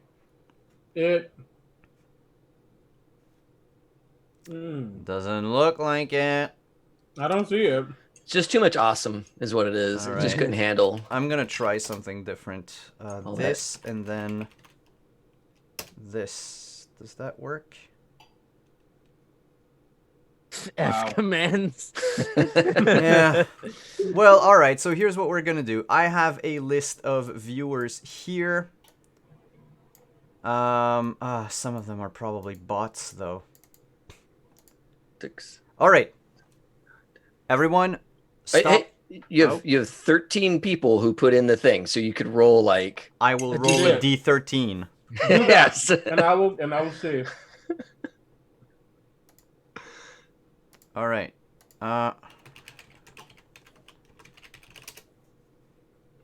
1D13 coming up. It's gonna be in chat. Yeah. Well, I'm rolling it on a separate window on the WotC dice roller. Yeah. Yeah. 7 is the lucky 7? number. So 1, who was 2, 7? 3, 4, 5. I think that's iDragon 14. No, it's not. Is it not?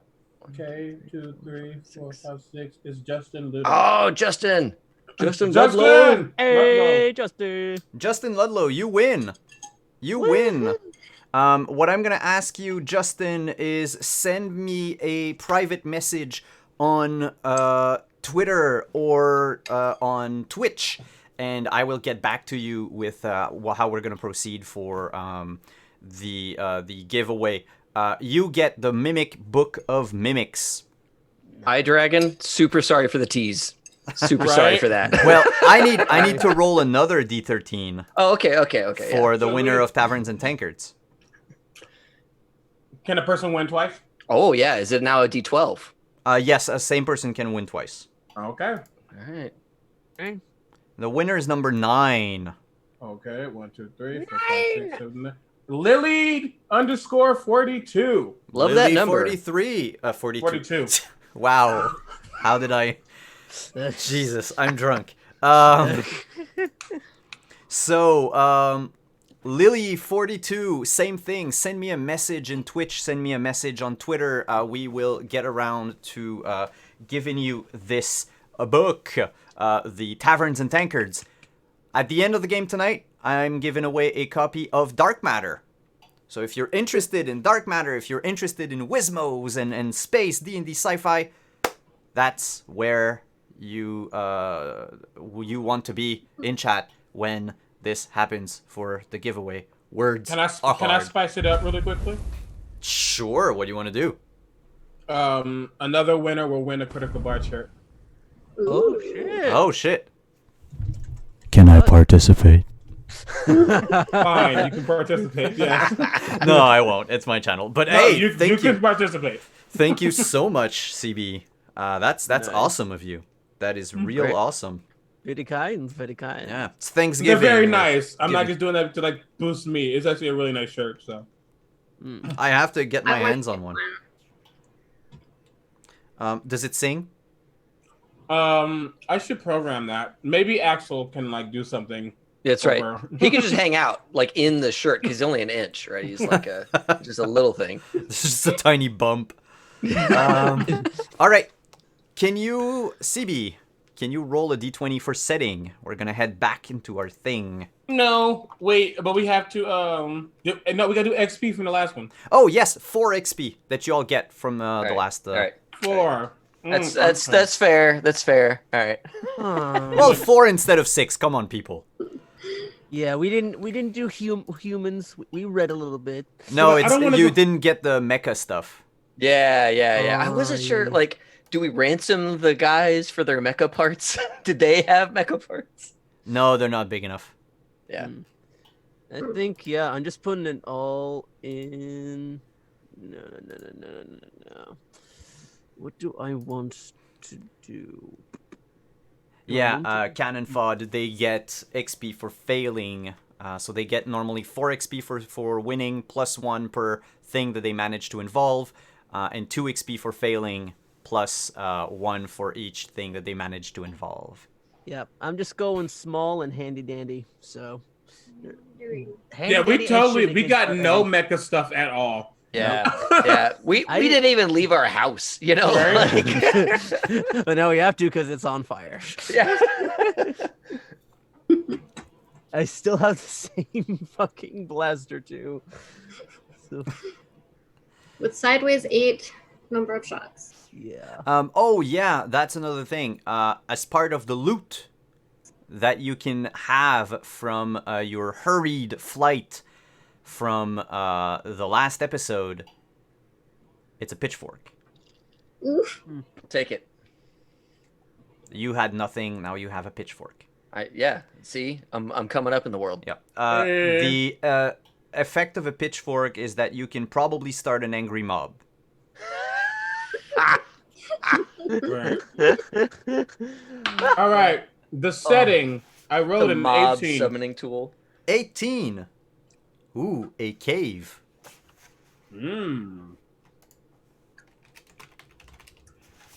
Okay.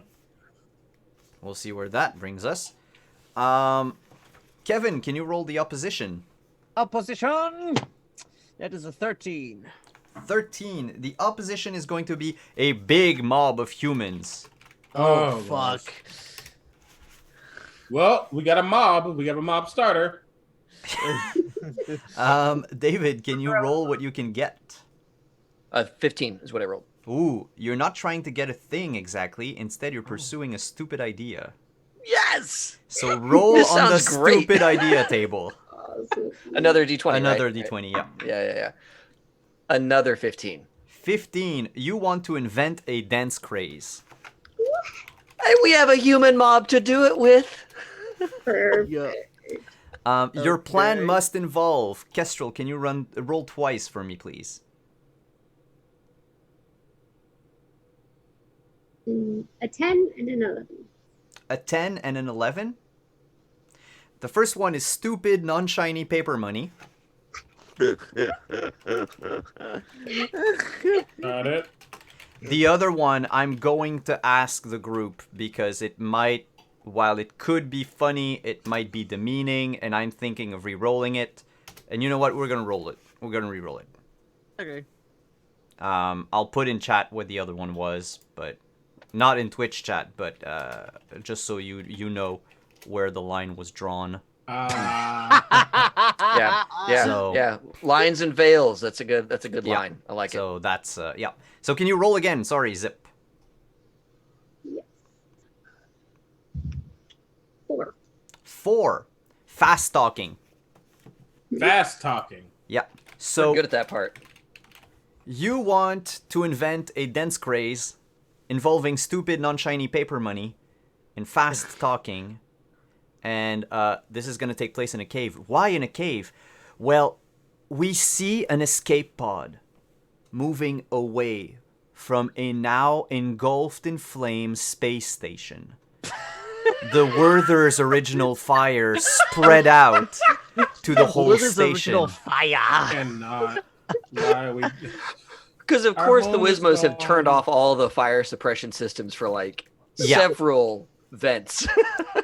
I shot the sprinkler and it just like I doomed it. It's just, yeah, you doomed everyone. The space station only had one shot of fire retardant, and it went into that room. And that's it. It's all over. It gets one go. The escape pod crashes on an icy cold planet. You Hoth. take Not you- Hoth. Not Hoth. Not Hoth. No, it's it's not a good game. Spoth. Spot. And We know you where this goes. well, you did find refuge inside an ice cave. You know this planet to be inhabited by an entire species of ice humans. They're exactly like humans, but their hair is icicles. Oh. They're ice humans. And They're they just really cold people. yeah. But they're ice humans to us. Perfect. And that's where we're gonna start, huddled around the tiny campfire inside your icy cave. The 4 of you with your pitchfork, your third arm, your blaster, and your Darth Vader regalia. So I for warmth, right? Because we probably need to be somewhat warm. Well, technically you're robots and don't feel temperature, but Oh, okay. go ahead. Cool. I was gonna say, Mech Data would have like wedged his pitchfork into the ice and asked Sparky to shoot it with his blaster so it would like light on fire. and we'd have like a little torch in here, and we could like warm our little robo hands. Yeah. Ooh. Against Consider the- it done. You're gonna sacrifice your pitchfork to make a fire? I mean, we need, I figure like if we get too cold, our stuff would. I mean, it. Well, he we have basically a- turned we a, can say he turned we a have a pitchfork fire. into a torch. You know what? You know what? Roll a d20. Okay. It's a 4. Your pitchfork is now a magical flaming pitchfork. What? Yes. But on the wrong end, so like there's the pitchfork end. Oh yeah, the wood part is on fire. Like, So I have to be careful. I love it. Perfect. Thank you. All right. it looks like a flaming dowsing rod. We should check outside the cave to be sure that we are not followed by predators. What predators could be out here in the ice? I think they'd all be frozen to death. Fair point, but you never know. Maybe there's other Wizmos. True. They could have survived and want to string us for betraying them. Probably best to be on our guard. We need to find something fun to do. What do you do on an ice planet? Hmm. Clary, what do we do on an ice planet? And nothing happens because he's talking to like the wall. Yeah.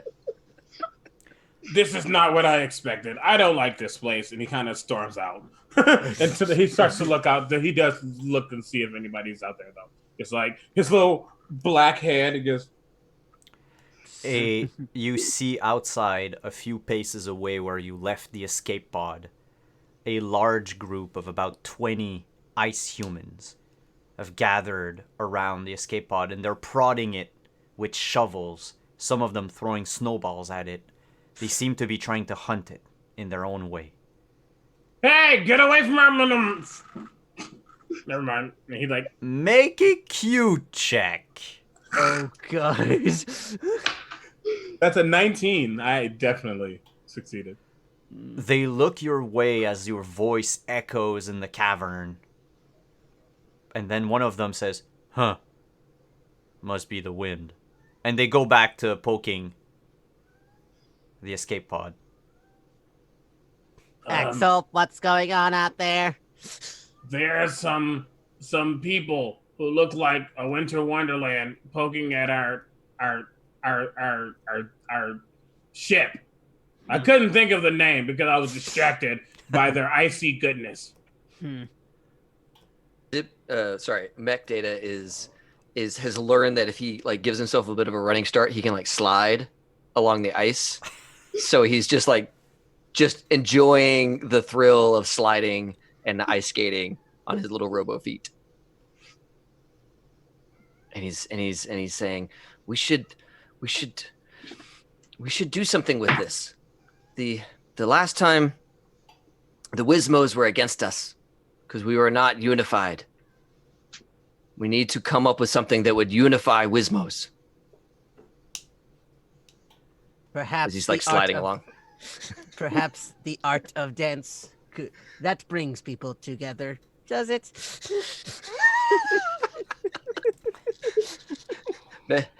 Mech, looking at the other group, what is this dance that you speak of? I don't know, something like this. Like Something like swivel this. side to side, keep the fingers warm. I'm just trying to be like, that's like the stupid paper money they're just counting it in their That's head. a stretch. Yeah. That's a bit too much. Yeah. Go ahead, do paper. That's how I'm trying to work it in. Yeah, no, that's okay. It's you get an F for effort. Zip jumps up and down. She's like, "Oh, I've seen humans dance like this before." And she starts using all 3 arms to dance the Macarena. What do you do with the Yeah. third one? And How do you place the third one? Tangled up with the one by it. It's got like 2 on one Oh, side yeah. and 1 on the other, and they just kind of get tangled up a bit along the way. But it must. yeah, so Mech is he's trying to mimic it and says, I don't have a third arm. How do I do like you do? I can't. Huh? She's just very confused how to do this with only 2 arms. Humans only had 2 arms. It worked for them, so Mm. Oh. As she Axel- says, Oh. sorry, go ahead. I was say, as Axel's kind of like watching this and goes, Yeah.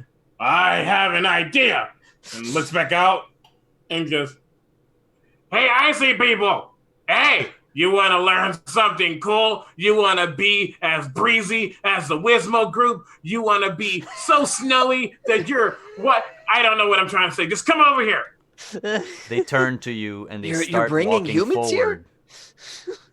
The entire mob of them, wielding their shovels and their snowballs in their 3 arms. Oh my god, they have 3 arms. I pick up my my pitchfork, my flaming pitchfork. Yes, too. I'm going to try to hide my pistol and just like tow it away in my backside. Just like wait, Mecha, do not. They have 3 arms. We do not know what that third one is capable of.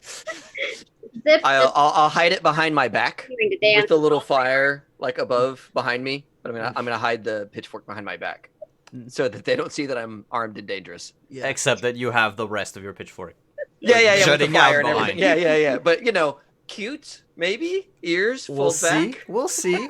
Zip, you wanted to do something?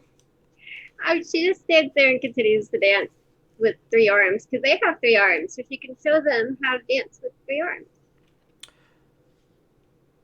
And Axel, as they approach the cave, do you do anything? Oh, as I brought them over. Yeah. Yeah. No, he goes, hey, you looked like you were looking for something interesting in our little abode over there, but we got something that'll warm you up. It's called the hey, Zip. What do you call this thing? They might be able to do it too. They look lost. I don't know. We can call it the cold shoulder. All of you make me a cute check, please. Okay. Yes.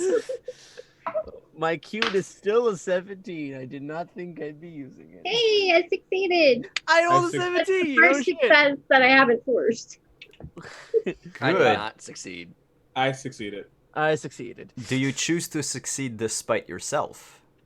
Or do you No, choose to I think I'm gonna take the L and see Alright. see what it gets me. So Yeah. you lower your stat by 1. Okay. Oh no, actually you failed. You failed naturally. You decided Yeah, you, naturally you failed. didn't. Yeah, so nothing moves. So they approach all of you, but the moment that they see Mech with fire, they just go and take a few steps back, and you're like, this person is a pyromaniac. That's the name of our dance, is Pyromaniac, as he tries to tucka. Ah. And in like a panic, I try to like follow along with his move. It's like ducka ducka ducka ducka ducka ducka. You're And gonna I've got the stick still, the pitchfork with the fire and everything. I'm still like holding on to it, trying to not burn myself while I try and sell this poorly. Keeps doing the Macarena the whole time. the humans eventually warm up to, Hey, Hey. to you all. And all of a sudden, Axel goes, wait. We can teach you how to do the pyromania as his very horribly stiff cape is trying to billow and it's not. We can teach you how to do the pyromania in exchange from some, I don't know, some stupid non-shiny paper money. yeah, all instruction stops. Yeah, let's diff it up. Yes. Trust me, this is going to get you all fuzzy. Keep you, and I don't know what actually is going to do for you, but it's a good thing and it looks pretty cool. So, It'll get them a 4th arm. Make another. Yeah, make another cute check. okay. That What's a 4? Do you choose to succeed? Should I choose to succeed? Do it. Do it. I don't recall it being your 4th in a row anyway. It's not. But I does said it bring your cute? So what's the thing? It has to 5? not go. Yeah. I'm fine. Okay, you're fine. Okay. So you entice them forward, and they all look at the 4 of you stroking their icicle beards. You notice that they all look similar, like they're all the clones of the same person. And they look at all of you, and they start making the gestures, the moves of the Macarena. Looking at their arm, the pyromancer. Yeah, sorry, the pyromaniac, and they look at their limbs as they move, trying to fit the movement with like a non-existent beat. And after about an hour, they get the hang of it. It takes a long while, but you're robots. You don't tire. Yeah, and I'll say like once like we get it down like without a beat, I'm just gonna be like, this is a bit unorthodox, but it might help, and I'm just gonna try to shoot out a beat on the floor, just pew pew pew pew pew pew pew, just try to like slowly like get them like 1 2 1 2 1 2 3. Just it like helps them get the moves in, and after that hour and a half, we'll say, because there was an hour without a beat, half an hour with a beat, you hear the sound of tires screeching on snow as a limousine parks in front of the cave. And out of the limousine comes another ice human dressed in a tuxedo. An ice tuxedo. A space ice tuxedo. And they walk forward to Zip. And they say, "People like your new dancing sensation. My name is Ice Bucket. And I think I have a career for you. If you would just agree," and he hands you a giant data pad for you to sign here. "Those 3 can be your backup dancers if you want to, but you are the face we want to put on all the signs across Icelandia." I can't. I was gonna be so mad if his name was Ice Cube. I thought it was gonna be Vanilla Ice. Yeah. Vanilla Ice. Shit. CB, you're DMing from now on. For like the first time in like 2 hours, Zip finally just stops dancing. And she's like stands there for a second and kind of jumps up and down and looks at the rest. She's like, "What do you think? Should we do it? Should we do it?" Wait, I Yes, may yes. be a lord of my own naming, but I'm very smart. And he's gonna look over this data pad to see if there's anything that says she needs to sell her soul away, anything that says that all money goes to him or them, whatever their pronouns may be, anything that would harm Zip. Make a programming check. Yeah, I'm really programmed. Boomable. That's a 16. I 100% succeeded. All right. You notice that the contract is completely skewed in favor of this person, of this ice bucket person. Actually, Zip will be paid only if she manages to grow up to 3 inches or taller. Oh, that's... They don't pay their employees, their dancers, if they're less than 3 inches tall. And Axel looks at this and like looks at Zip and then looks at them and just button push. "Luke, I am your daddy. How dare you try to bamboozle my friend Zip?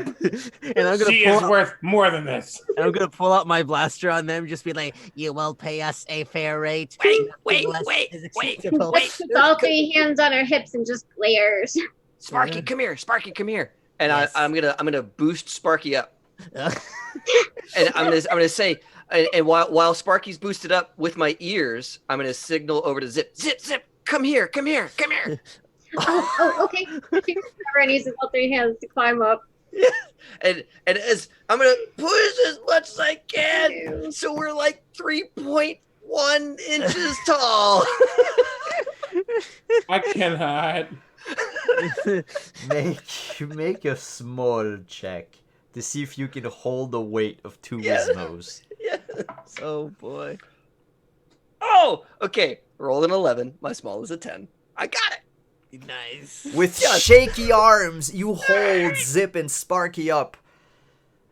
And the contract person looks at the three of you and goes, I acknowledge the fact that it is 3 Wizmos standing on top of each other. This is not... You cannot deceive me. Nor We can are you a hive hold... mind. We are one. Yeah, I'm still holding the blaster at him. Like And then we are one hive mind, Wizmo. you're one, but it's completely out of sync. He takes the data pad back and looks at Lord Axel and the 3 Wizmos together and says, Huh. If you had had a trench coat, it could have bamboozled me. Alas, you missed this very peculiar item in the first adventure. And Zip starts to yell, "Oh, Axel, come put your coat on all of us. Your cape." Aha! He like tries to climb all up them. Like, sorry, I'm sorry. Yeah, and Trying like to wraps hold it it. around Zip, and then jumps down and probably crashes, but jumps down. The contract Trying to person, hold all 4 of them up. Wow. Ice Bucket looks again and says, Huh. Must have been the wind. It seems that this is indeed a 3.1 inch tall Wizmo. Well, I am forced to pay you.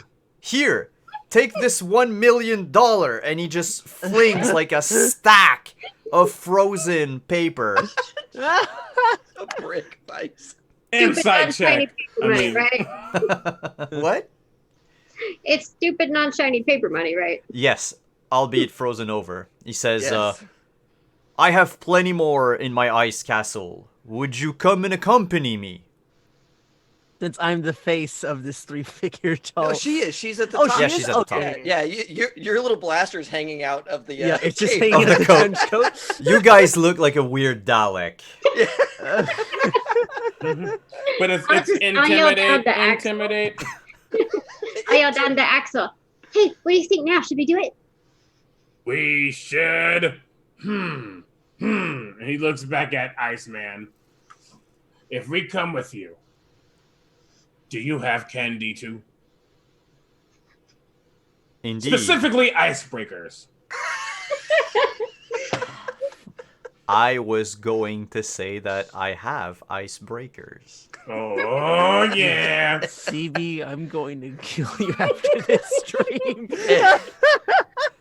And Mech Data takes like one very short, shaky step forward, like I'm gonna walk us there. Yeah, and like everyone wobbles like this as you're walking. Like it's very precarious. And actually, last roll of this adventure, can you make a handy dandy check to manage to walk forward properly while maintaining the momentum and the weight on your shoulders and not crash? I will do my level best. Yes.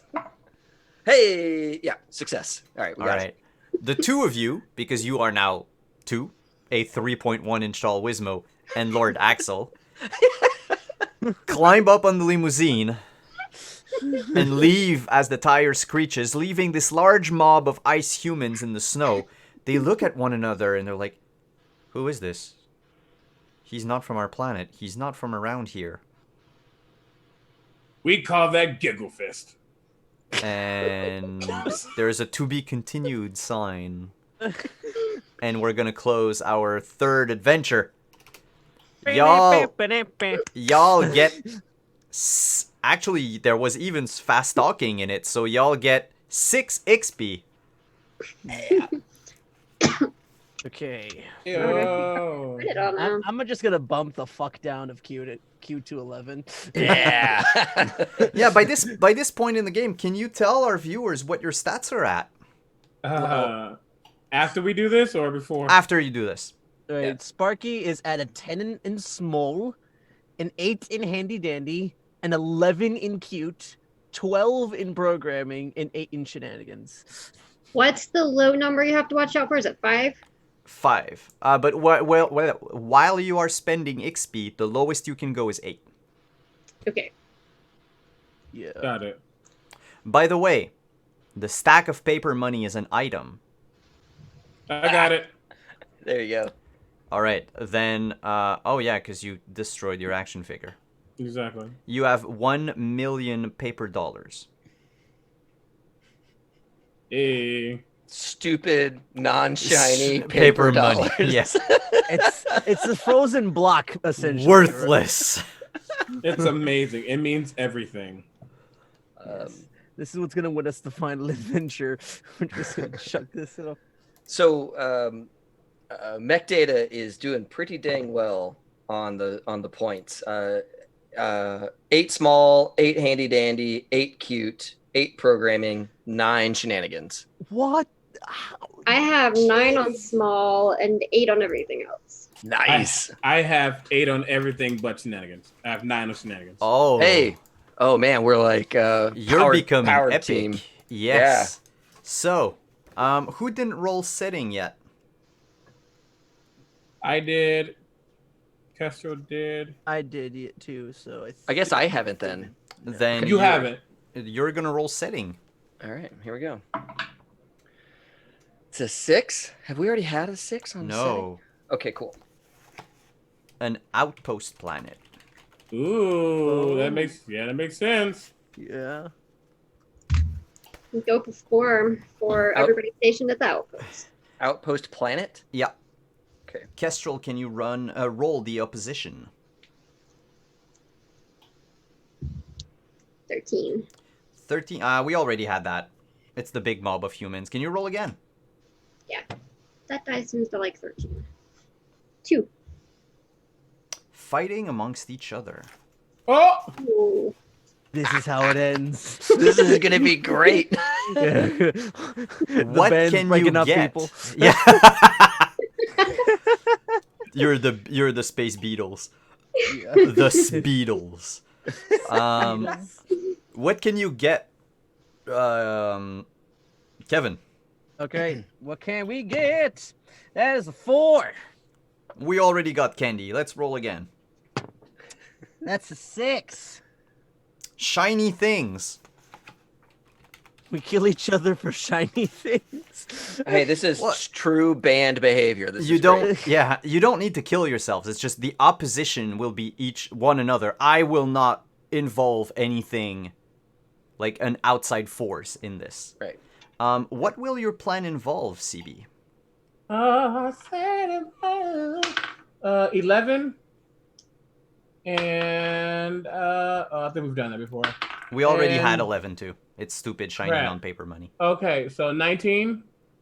19? All right, Mhm. GM choice. Okay, and 7. 7 is really loud farting noises. Oh.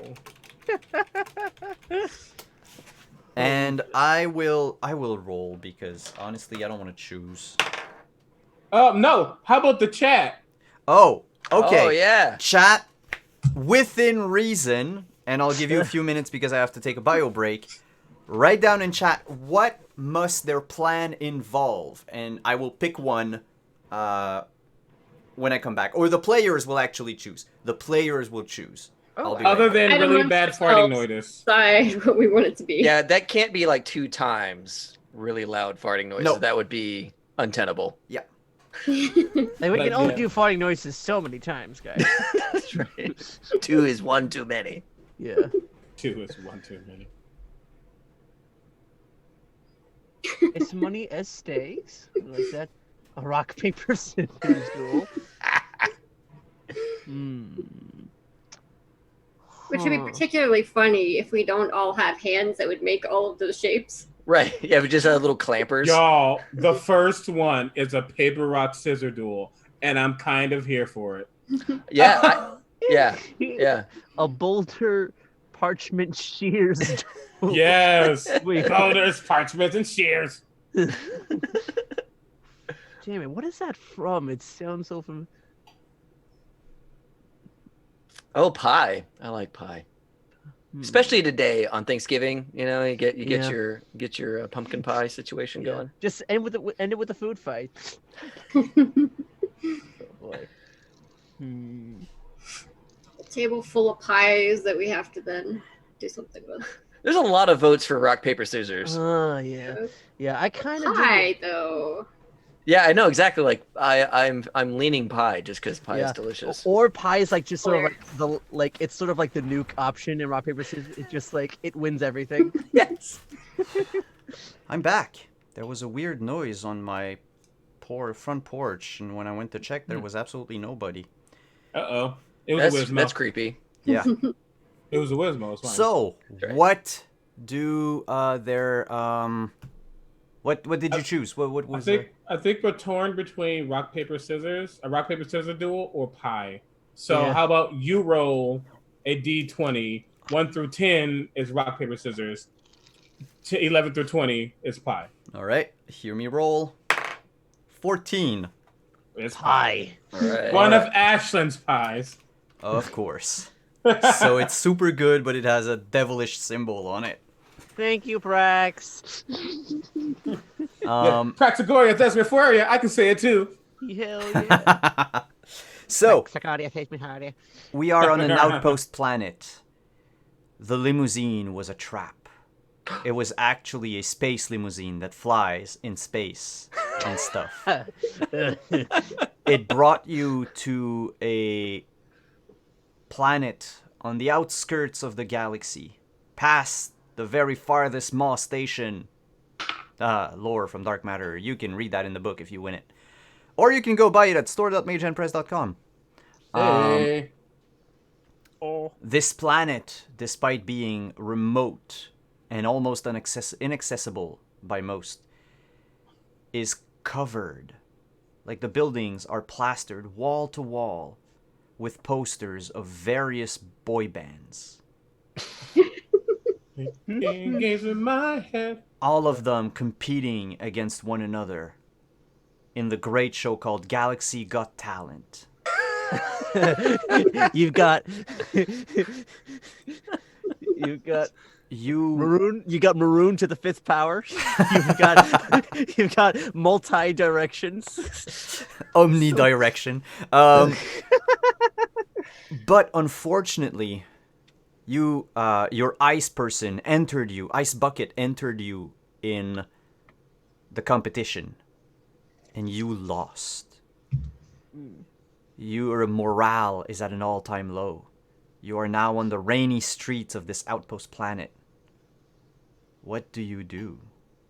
There's a sad saxophone playing in the background. I'm gonna try to find the saxophone player and shoot him. It doesn't take long. There's just a false note and then no more sound. It just goes. I think I've had too much of a violent streak. It is time for a change of pace. I'm gonna throw out the simple blaster and I'm gonna take that saxophone. Your new item is a saxophone. Okay. It's like a giant. 20 times bigger than you. Yeah. I'll say it's a magical saxophone and it resized the Wizmo size. Perfect. Hey, maybe we can get a job with that now. You play the music and the rest of the stand. Yes. We need a new purpose. Maybe we can re-enter the competition and crush them with our new musical talent. There is only one instrument. I shall play the instrument. Yeesh. As Mech Data reaches for the saxophone. I have an idea. Can you hand me your torch, your pitch torch? Oh yeah, that's right. I still have that, don't I? Sure thing. So he I guess it's on his back or something. I don't know where he keeps it. So yeah, Mech Data takes his torch that's still like a flame, and offers it to you for the saxophone. All right, I'll give him the sax. I'll take the torch, the pitchfork, and I'm going to break it into so it's like 2 drumsticks. And then and Two now burning drumsticks. That's very metal. Yeah. With a And- giant fork bit on one end. And like that, we have 2 instruments. And Axel. you can push your button.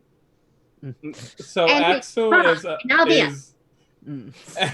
right. Axel is actually like turned away from the group, and he's kind of like,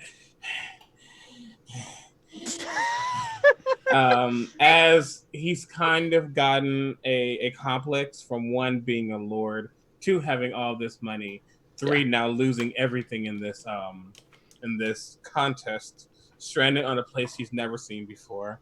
He's kind of what you saw was Jekyll, and you might now be seeing Hyde.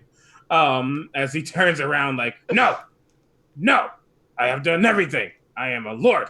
I will take the drumsticks. I will take the saxophone. I will even take your dancing, and I will do this all by myself. Not if I have anything to say about it. He spins the torches like little batons, just like Like Lord Grievous. Yeah. He doesn't even have the 3 arms.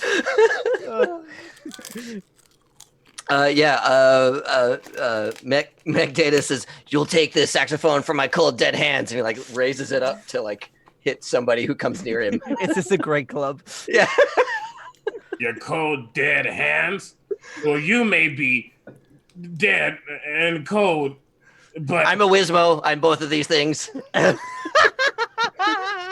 I don't care. And I'll go to run. I'm not going to fight him. He's probably bigger than me. I'm running. I'm gonna use a rule from another game just because it fits the bill. If anyone has ever played Toon before, it's a game that reenacts Saturday morning cartoons. And more specifically, the Looney Tunes. So when you attack another player, you both turn into a cloud of smoke with limbs coming out from like here and there, and like stars and swirls and stuff. I will ask both of you to make a shenanigan roll. Okay. If you both succeed, I'll need to know the margin by which you succeed. Ooh. I rolled exactly my shenanigan. So I did not. I rolled a 5. Okay, so then, Mech, you would win. You end up pushing back Lord Axel with the saxophone. Unfortunately, the sax was dented in the fight. And now the only noise it could produce is a loud... Yeah, and so I'm testing this, right? And just like so angry, his little ears are forward, red lights blinking in rage. I'll kill you! And he like runs back at you.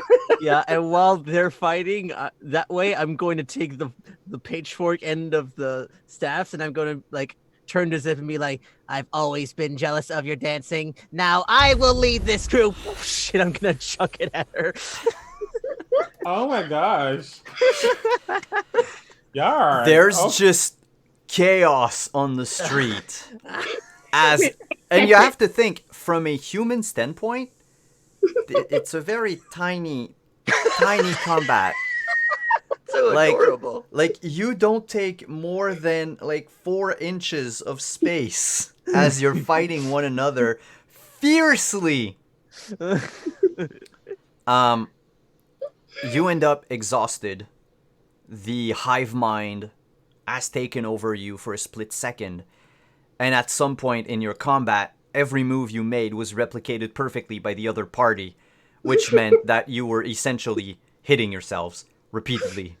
And you realize this was just pointless.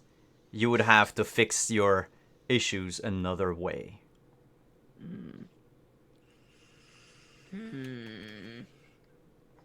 Well, I imagine that the saxophone is completely ruined at this point. Yes. Right?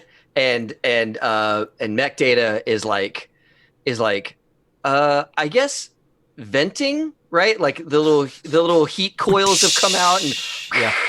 are coming out, and he's like kind of heaving in the way that a little tiny robot would heave, and he says, "Axel, I didn't mean it.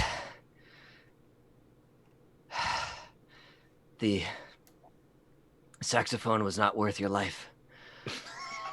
I am sorry that I attacked you. I want us to be friends again." Axel is just quiet, and you see his hand go to his chest and press. And what you hear is, "Look, you ruined everything. All I wanted to ears are do back. was play and learn and be all that I can be. I wanted to be the very best, like no one has ever was, whatever the words are. And you took that from me. But it's okay. I still have money. You don't." Axel, I have an idea of what you can do with your money. You could get us all pie. I hear pie is very delicious. And bring everyone together. Like, Zip starts jumping up and down and waving her arms. Oh, I have an idea. What if we went to a coffee shop? Maybe we could buy some pie, and then we can dance. And maybe all the people there will give us more money. that is a good idea. Sorry, I acted violently in jealousy. I only want to be one of the better dancers here. Does Sparky still have one of the fiery sticks? Only one. The second one got broken in the fight. Great. Axel just walks over very slowly and like puts the money like a couple of inches away from the fire. So just the first layer starts to melt, and he takes one bill off, which is probably like 100. He hands it. There, get your pie. I want your pie. I want my precious. Oh my god, this is our fucking The Ring, this stupid ice pile of money.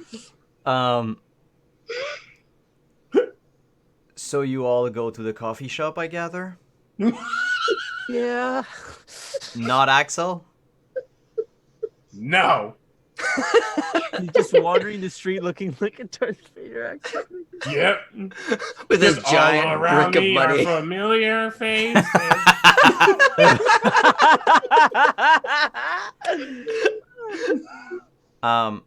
As you're singing, you're sad. Cold? No, it's not cold. Is it Coldplay? It's Coldplay, I'm pretty sure.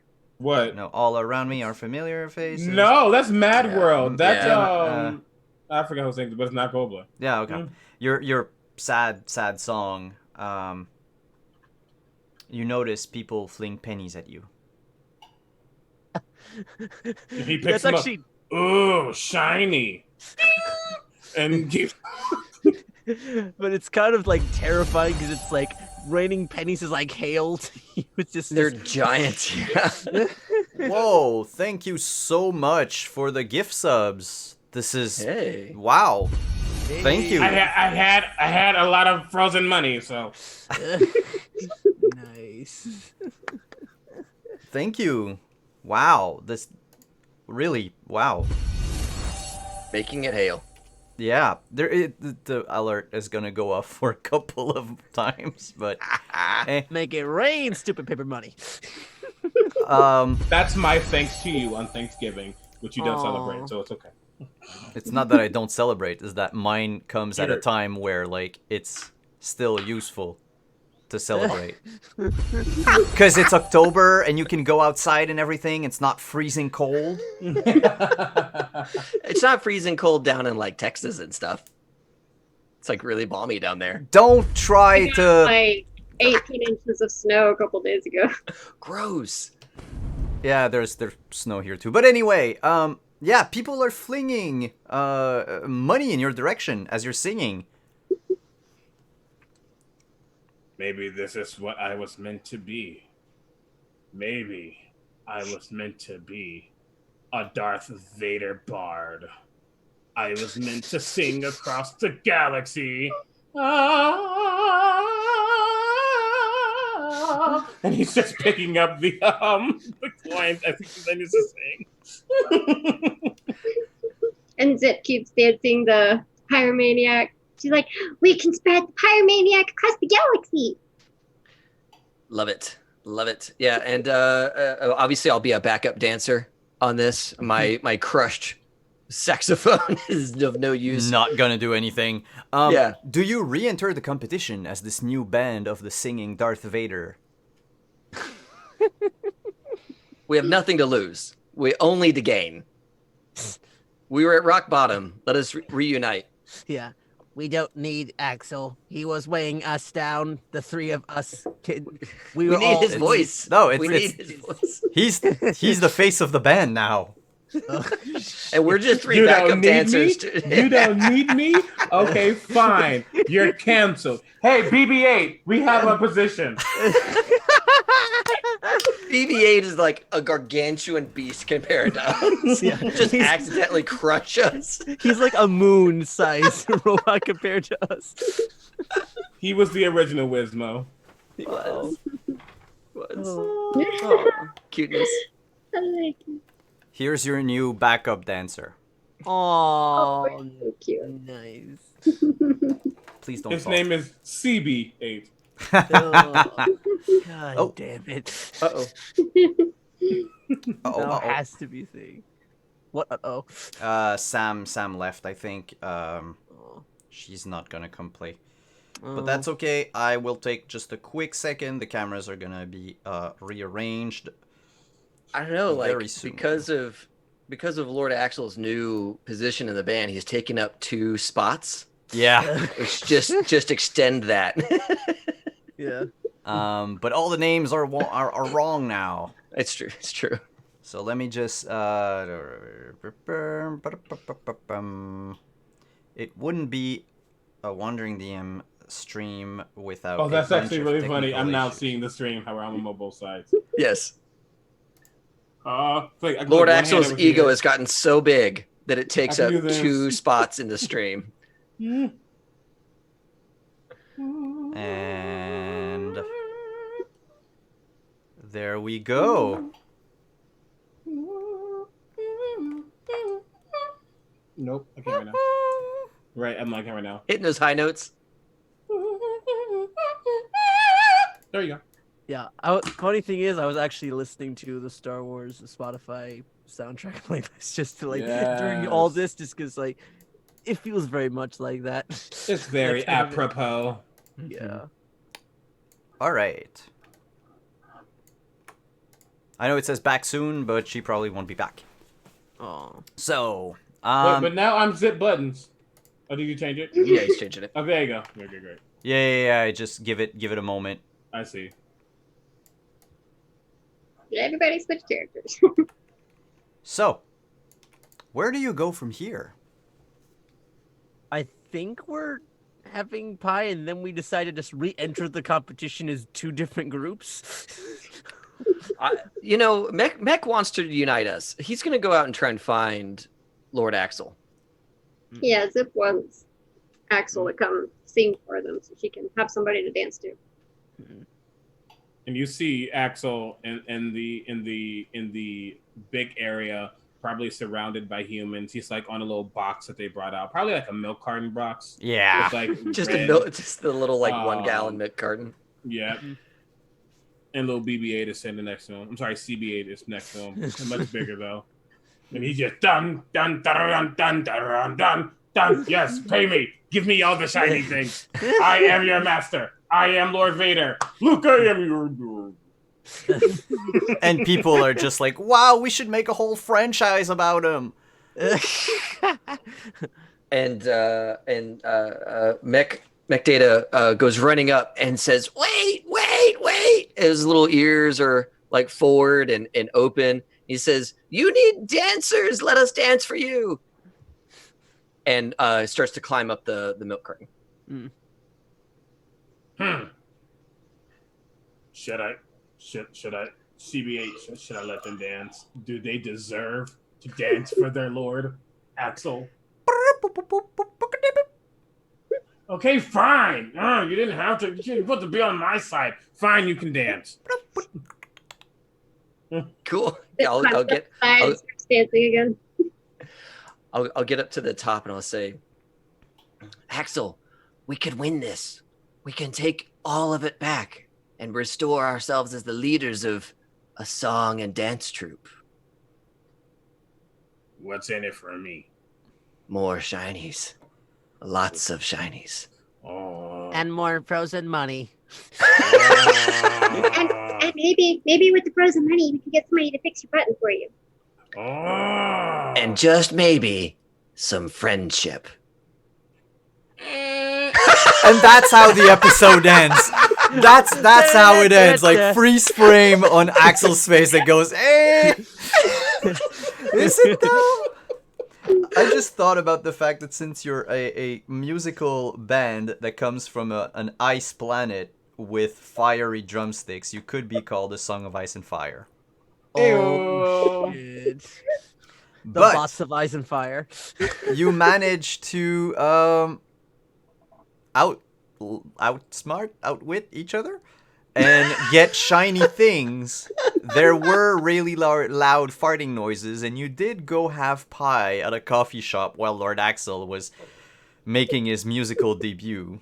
So I'm gonna say, for the second to last adventure, y'all get 6 XP. Not sure what to do with it now. Right. Well, you can lower or increase. Or raise. Yeah, you I can can raise just it. raise it back and forth. To Yeah, keep you it can. Yeah. number. Or you can just not do anything and the XP disappears if you don't use it. So Oh, we can't go under 8 though. no, can't go under 8. That's fine. I'm just gonna put Okay, everything at so 8. down one. I'm just going everything to eight. so Yeah, everything. 3 down to cute, so that's gonna be that to 8. We are not the song of Ice and Fire. We are the vocalists of Frost and Flame. That works. That's cool.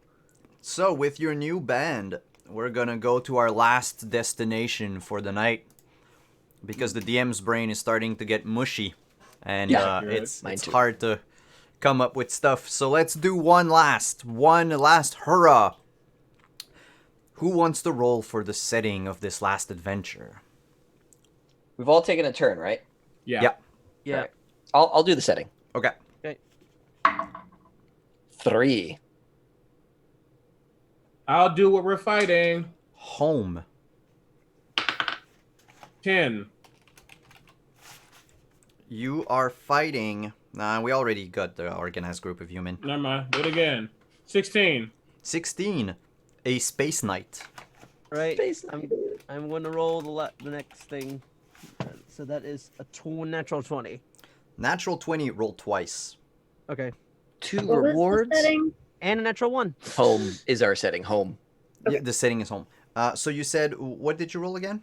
I first rolled a 20, and then I rolled again and got a 1. Okay, but roll another time Okay. because it's rolled twice. 7. We already got that one, but so re-roll your 7. And it's a 15. 15. A stupid idea, but also credibility amongst Wizmos. And what is your stupid idea? All right. Let us see. That's. Or did you want to roll for that? No. Corrects. Or I Kestrel? roll. Kestrel. Oh, yeah. Sure. So she's gonna roll for stupid idea and the plan. Okay, 10. 10? We roll again. Do we want a poetry slam? Because we can. Let's re-roll. Let's re-roll. Poetry slam. My God. Sucked it. Roll again. Oh, roll the 10 again. Okay. 3. 3. A road trip. And what does your plan involve? roll for that. Yep. 16. 16. We already got that. It's the political leader. Oh yeah. 3. 3 acrobatics. And another time. 6. 6 indigestion.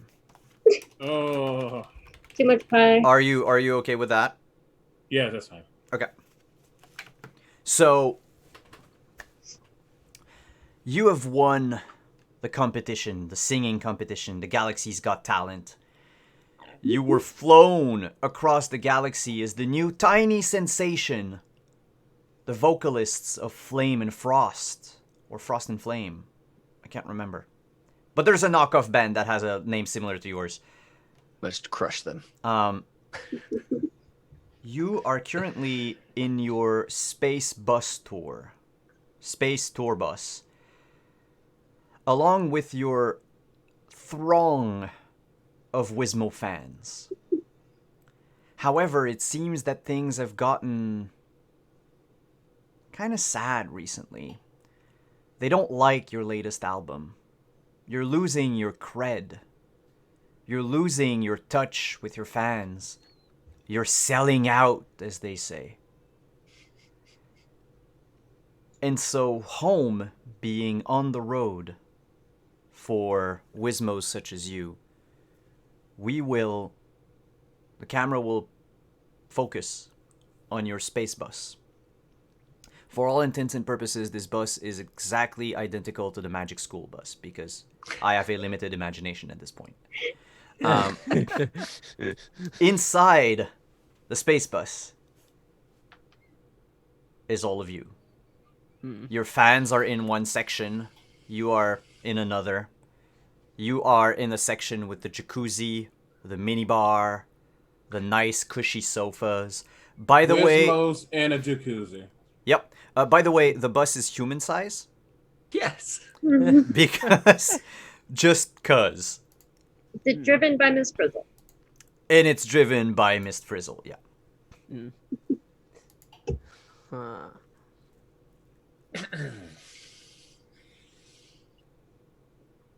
I'm gonna like if there's like a loudspeaker system or like some type of like tubing that connects to the front of the bus, I want to like yell into it like, Frizzle, put on the album. I want to hear if it is as bad as the people say. just want to listen to it like while like I'm making a drink behind the bar, just to like get a vibe for like I can kind of see like why people are. So the music plays, and it's a very fun song, one that you've built recently. It's a new song that you wrote, but that also incorporates pieces of an earlier song. You call it the Ewok celebration scene. And it's a song that's full of hope and everything, but people don't like that from your band. They want the dark, angst-riddle Empire theme song that made Lord Axel Scrap known across the galaxy. They want the Palpatine shuffle. You've never known who was Palpatine, but Axel came up with his name at some point. The Palpatine shuffle. That's good. That's real good. They don't like your new album because it's different than the older songs. And the moment you play it on the bus, you hear the fans in the other section, walled off by a bulletproof glass, just yell out, "Boo! Change the music!" I'll run up to where Sparky's at, and I'll say, "Hi, Maggie."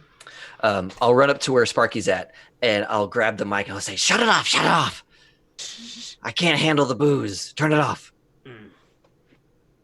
Zip just puts all 3 of her hands on her hips and stomps her foot. She's like, you know what?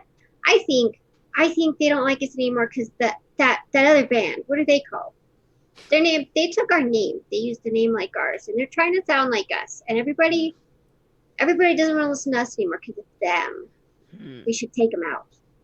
That is an interesting theory, and we do have a bus that can turn into almost anything. So it might be a good idea to use that in our favor to destroy this imposter band.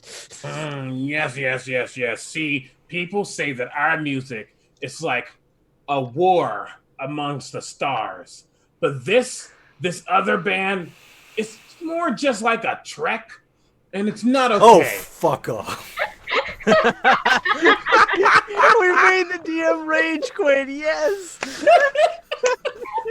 That's right. That's right. It's not our fault. It's their fault. It is never our fault. It's always their fault. Our music and dancing is perfect.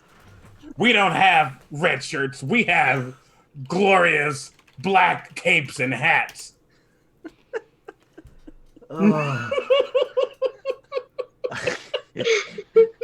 Who needs beaming up when you have hyperspace? As a lifelong Trekkie, the player in me is wrestling with the character, figuring out how to handle this. And did you hear? Did you hear? And he looks at Sparky. They're even trying to mimic you. Though the name isn't Sparky. It's like Scotty. I like Sparky better. If only I had my blaster so I could revenge the one called Scotty. And you can beam them with your blaster, but Yeah, now you can't. beam him through the chest. Let's see him come back from that. Yeah, beam him up. Beam him up. They have their own data. I dislike this fact. There can only be one data. That's right. That said, your bus is just drifting in space with no direction. There was one direction, but you ran them over, so now there's none. We are now the omnidirectional bus. Do we have coordinates for where this opposing band may be? We can have Frizzle activate the attack mode and do a direct assault on the opposite band location. Frizzle is an automaton robot, so she can't think for herself. She keeps talking about bringing you to an adventure and wanting to miniaturize the bus and get into the bloodstream of someone. It's weird. But really... Very specific. Yeah, but really, you can just go up to the console and hack it to change the direction of the bus to the hideout of your villainous counterpart. That would require a programming check. Great. Guys, I do need to step away for 1 second. I'll be right back. Yeah, sure, go ahead. As Sparky is attempting to attempting to put in coordinates, whatever they roll, Axel comes around the back. Yes, I've heard from the so-called Trek monsters. I don't know what they're called, but I heard that the coordinates is P. Sherman 42 Wallaby Way, Sydney. So if you put that in, it might be helpful.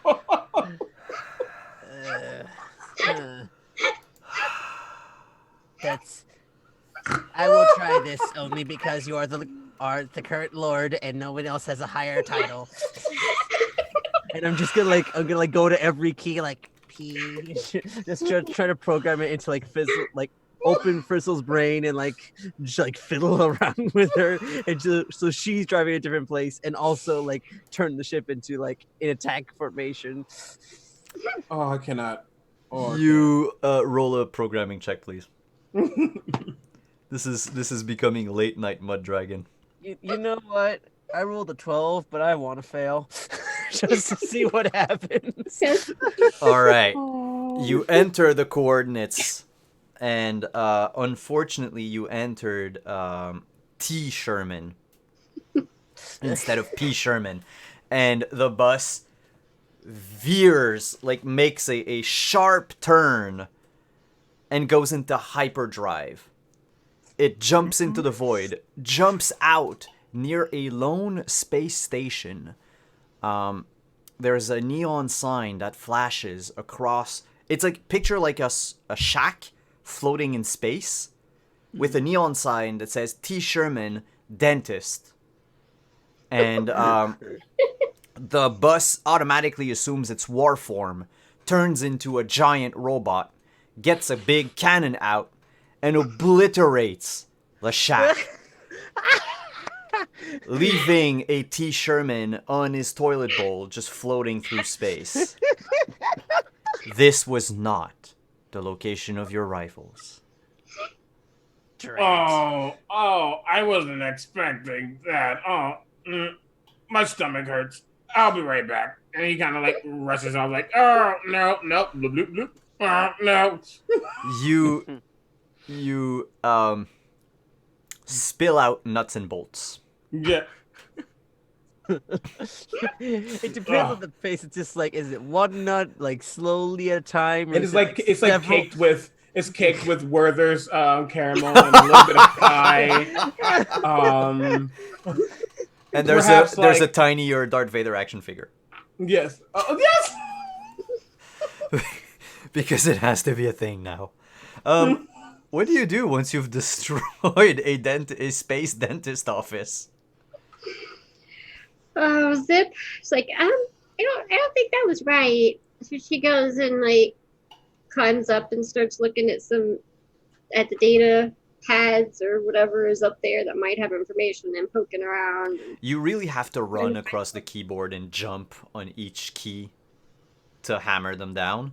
And it makes sense. Like, you look at the keyboard and T and P is right next to each other. You know that P looks like the P letter, and everyone knows that T is just like a circle. Like, that's how you pronounce T, right? So make another programming check for me, please. Me? Yeah. And you read.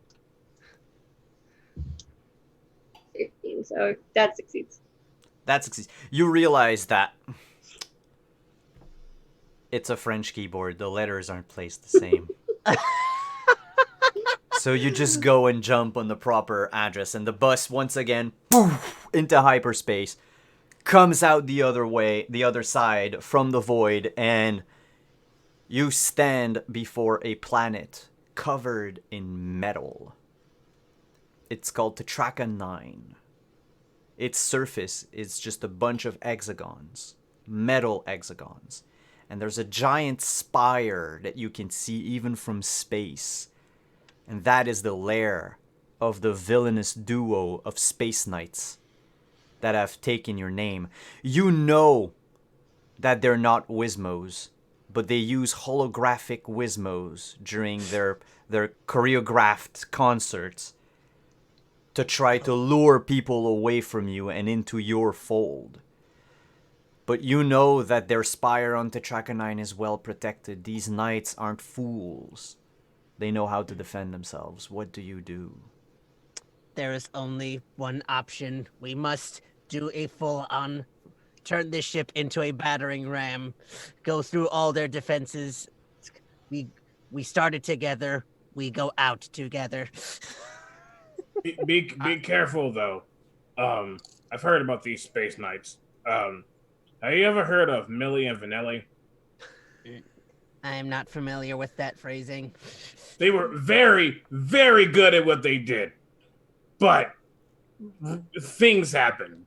What I'm saying is, they're like Millie Vanilli times 2. So they're gonna probably outsmart us in every way. We have to figure out their secret weapon. I can't even count past sideways 8, so 2 sounds like a lot. Okay, we battering ram, and if we go out, or at least we take them out with us. Right. But Frizzle. that's not sing and dance anymore. I Yes. feel like this is something we need to sneak towards.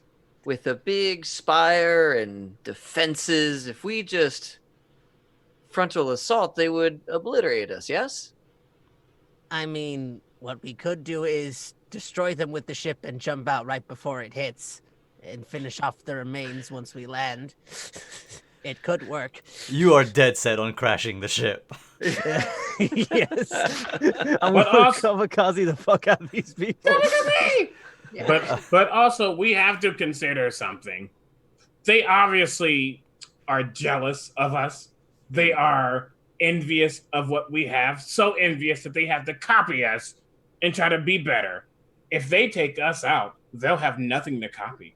They'll just be lame and no one will remember them. And just like time, they will cease to exist and all these other things. So is it really worth actually, taking them down? Maybe we can just talk with them and be like, hey, you can have the venue on Tuesdays. Just don't get into our realm of things, I'm sure we can come to an understanding.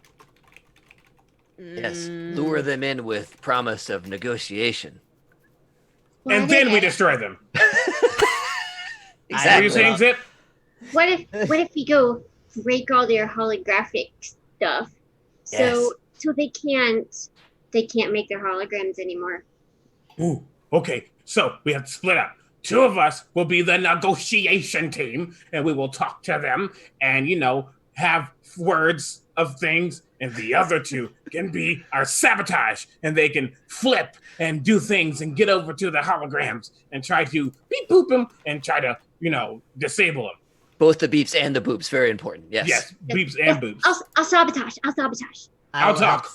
I will sabotage. I will maintain the ship in stealth mode, and when you give the signal, I will fire at the holograms. With the ship.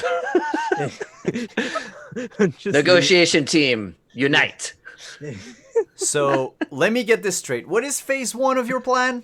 Phase 1, we will Mech and Axel, or better known as Mech Axel, will go towards Millie and Vanilli and have a 2-on-2 conversation with them to, convince them of the error of their ways and come to an understanding. Because we can be 2 people in the industry. It's not like Beyonce and Rihanna. We can share the battlefield, Meanwhile, phase 2, otherwise known as Zarky will flip in and skedaddle and dun dun dun dun dun dun dun dun dun, and they'll get to the holograms, and they'll get to them, and I don't know what they're going to do with the holograms because the bips and the boops. They'll bip and boop it. Bippity boppity boop. They'll do that, and then once that's shut off, we will get a confirmation somehow, and when we know that they're shut off, Mech Axel will bam bam and take him out. All right. So you land the ship near the spire. Okay. And you split up into 2 groups. Yeah. Oh my god. As We're so Mech good. Data and Axel enter the reception area, the receptionist there looks over the counter, says, "Ow! It's you." Is it a human? It's a 3-eyed tentacle monster with the same accent as the receptionist from Ghostbusters. Good. Good. A Brooklyn accent, I think it is, but I can't mimic that. Yeah. So it's gonna be my weird ass. Hey, so they're expecting you. Oh, good. Good. We know. 99th floor. So, Looking around, are there like elevators or stairs? There are stairs. Of course. assholes. Can Um, me and Zip, we're sneaking in, like, Yes. only... Can you Okay. make both you and Zip a small check? Okay, small. I will roll small. That is 11, and my small is a 10, so I succeed. I succeed too. All right. While she's busy being, bent over the counter to speak to She's Axel. being bent over the counter? Okay. To speak with Axel and Mech Data. Maxel. Team Maxel. Maxel. So Axel. while she's talking to Team Maxel, you sneak up behind her and go through the emergency exit and start climbing up the stairs to go up. You realize that the emergency exit has an escalator, so you won't have to actually climb, but Team Maxwell are gonna have to actually physically climb, so they're gonna have to make a small check. All right. That's an 18. Yeah, definitely. Yeah, it's succeeded 15. that. We're good. We're good. All right, I'll start with Team Zarky. Zaki! Team Zarky. You make your way to the 50th floor, following the Making my maps way of the downtown. place. I'm sorry, I'm muting myself. And you happen upon the hologram laboratory. Workshop. I should say workshop. Because they don't... No, it's fine. It's Dexter there. Please say Dexter's there. His little white lab coat. Yeah, there's a red-haired young gentleman fiddling with the holographic projectors. He has big, black-rimmed glasses and a small lab coat. And he hums to himself, "Your song. The Ewok parade song." Quietly, like it was a guilty pleasure, as he's fiddling with a sonic screwdriver to fix one of the holographic projectors. And Zip we're gets really excited, starts waving arms around, and tries to whisper, but maybe not the most quietly. Mm. To Spark, he's like, hey, that's your song. He likes your song. He likes your song. Maybe he'll help us. Yes, it is time we should reach. It appears the enemy has some sympathy. We will use it to our advantage. And I'm just gonna like stand out and be like, so, you are a fan of Flame and Frost? Why, yes, you look just like them. It Well- is because we are them. And Zip starts dancing the pyromaniac to try to show. Oh my god, the pyromaniac. The pyromaniac, I know it. Oh wow, would you mind autographing my lab coat? If you do us a favor, sabotage this band's holograms so their audience is told to come to our show and leave theirs because they are cheaters. I'm afraid I can't do that. The holograms, you see, I made them in your image because I love you. If I had a heart, I would feel more emotion. But these people, these knights are using it to hurt our band. They're making us lose our credibility. Really? Can I you- thought they were just selling Frost and Fire merch. No, it was a bigger hurt than a help towards us. If you stopped using those holograms, you will be our hero. Can you both make me a cute check? And you'd better be cute. We've gotten very cute. 13. 18. With a sigh, the tiny scientist says, "You're right." He scoops you up and puts you in his lab pocket. He says, "You might want to close your eyes." He slowly walks out of the laboratory and holds up his screwdriver and just presses on the button at the top. And the lab explodes, and he says, without looking at the explosion because he's cool, he says, "I have rigged the lab with explosives because I thought it was a good idea at the time. Psychopath. Now I Holy feel shit. like it was fated. I'm your #1 fan." And he undoes his lab coat, and underneath is a t-shirt with like your band logo on it. And he's like, "Can I come with you on your tour bus? Please. I'm not gonna take much room. And I mean, I'm a human. I can help you reach like high shelves and shit." I'm just gonna like reach Will onto you the car. help sell stuff for us? Help make us some of that stupid non-shiny paper money? Oh, I can definitely man the merch booth. Perfect. We need your Okay. tall hands your tall person to hand over very heavy items.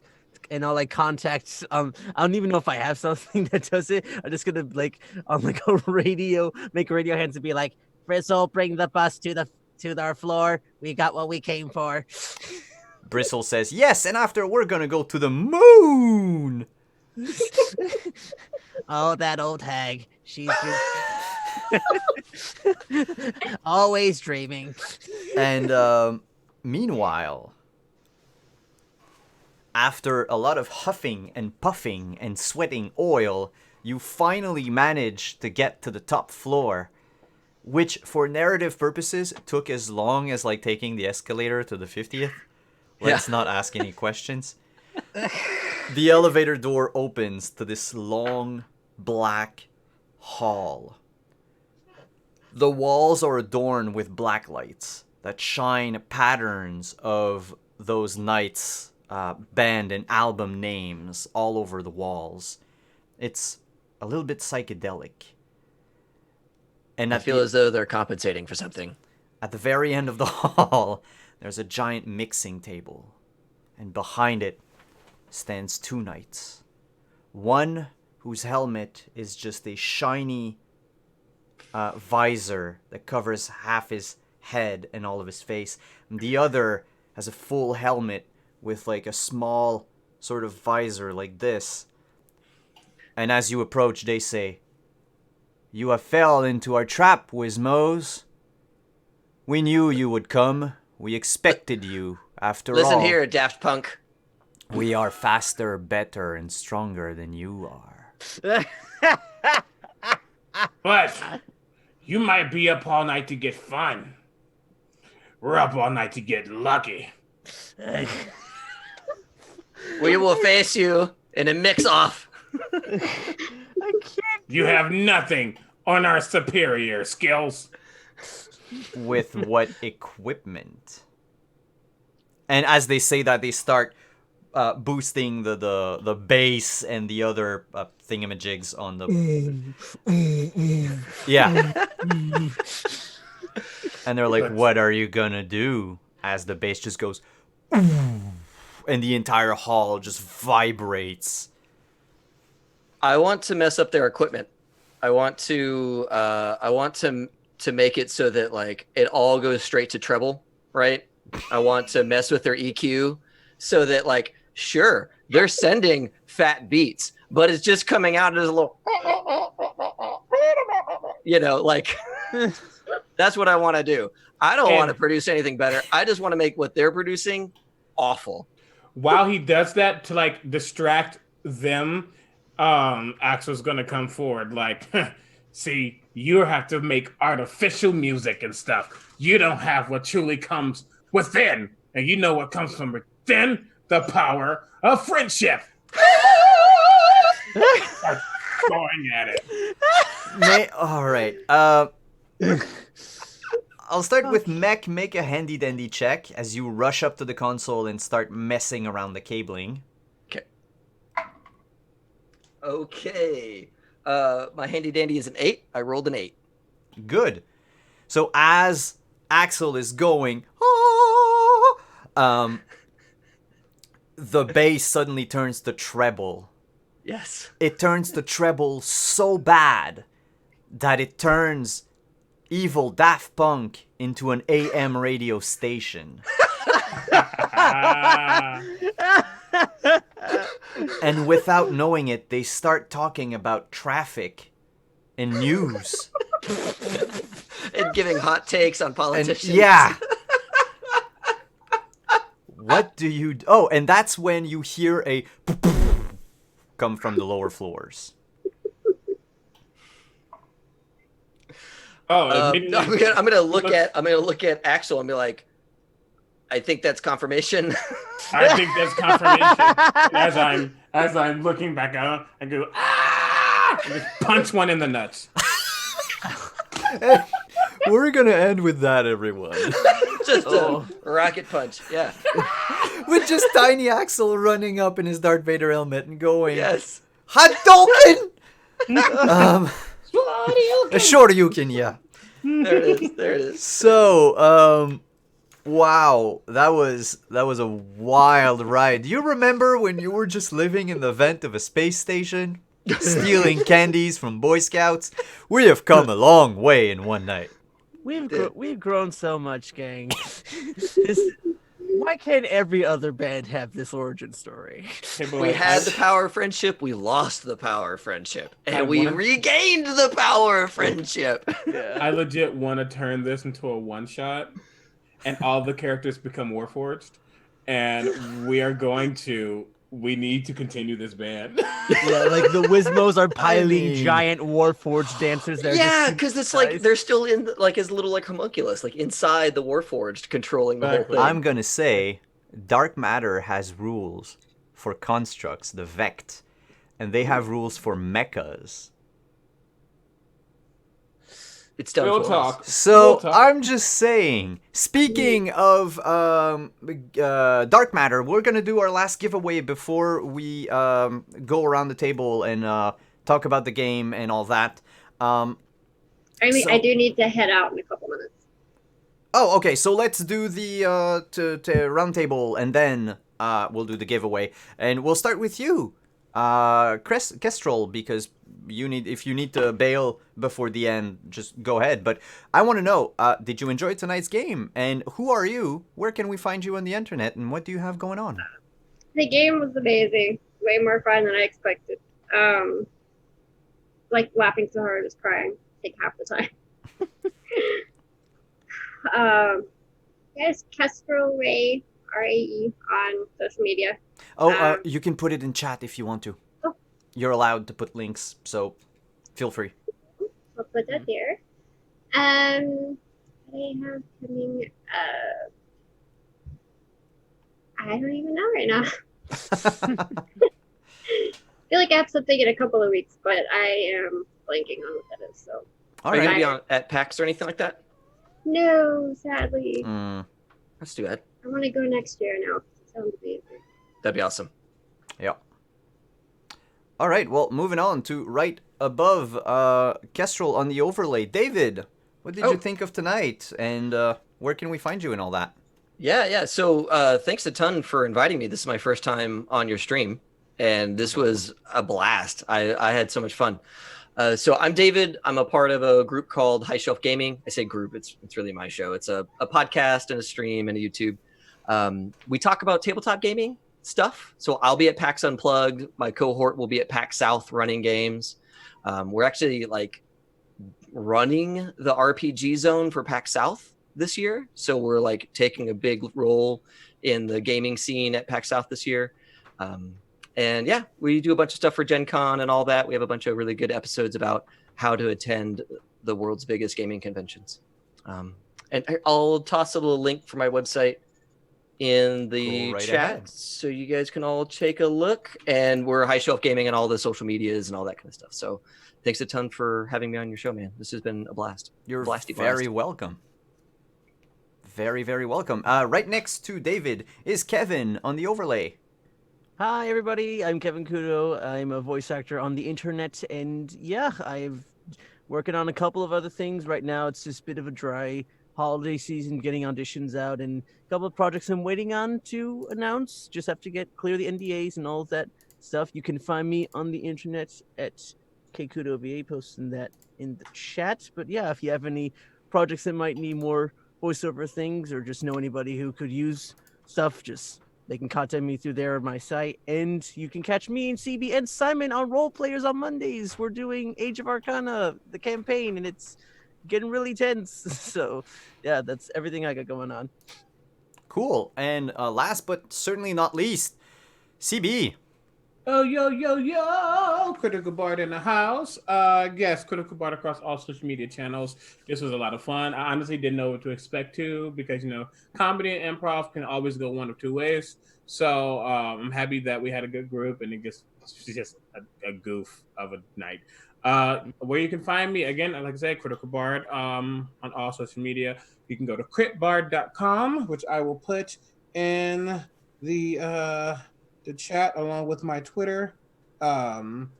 Critbard.com has all of my merch that I'm currently selling. You can get hats or shirts or hoodies. You can get a mug. You can get a tote. You can get stickers now. And yeah, I'm just doing lots of stuff. Things I also can't really speak about right now. But like I said, like Kevin said, find us on Age of Arcana on Mondays at 7 CST. EST.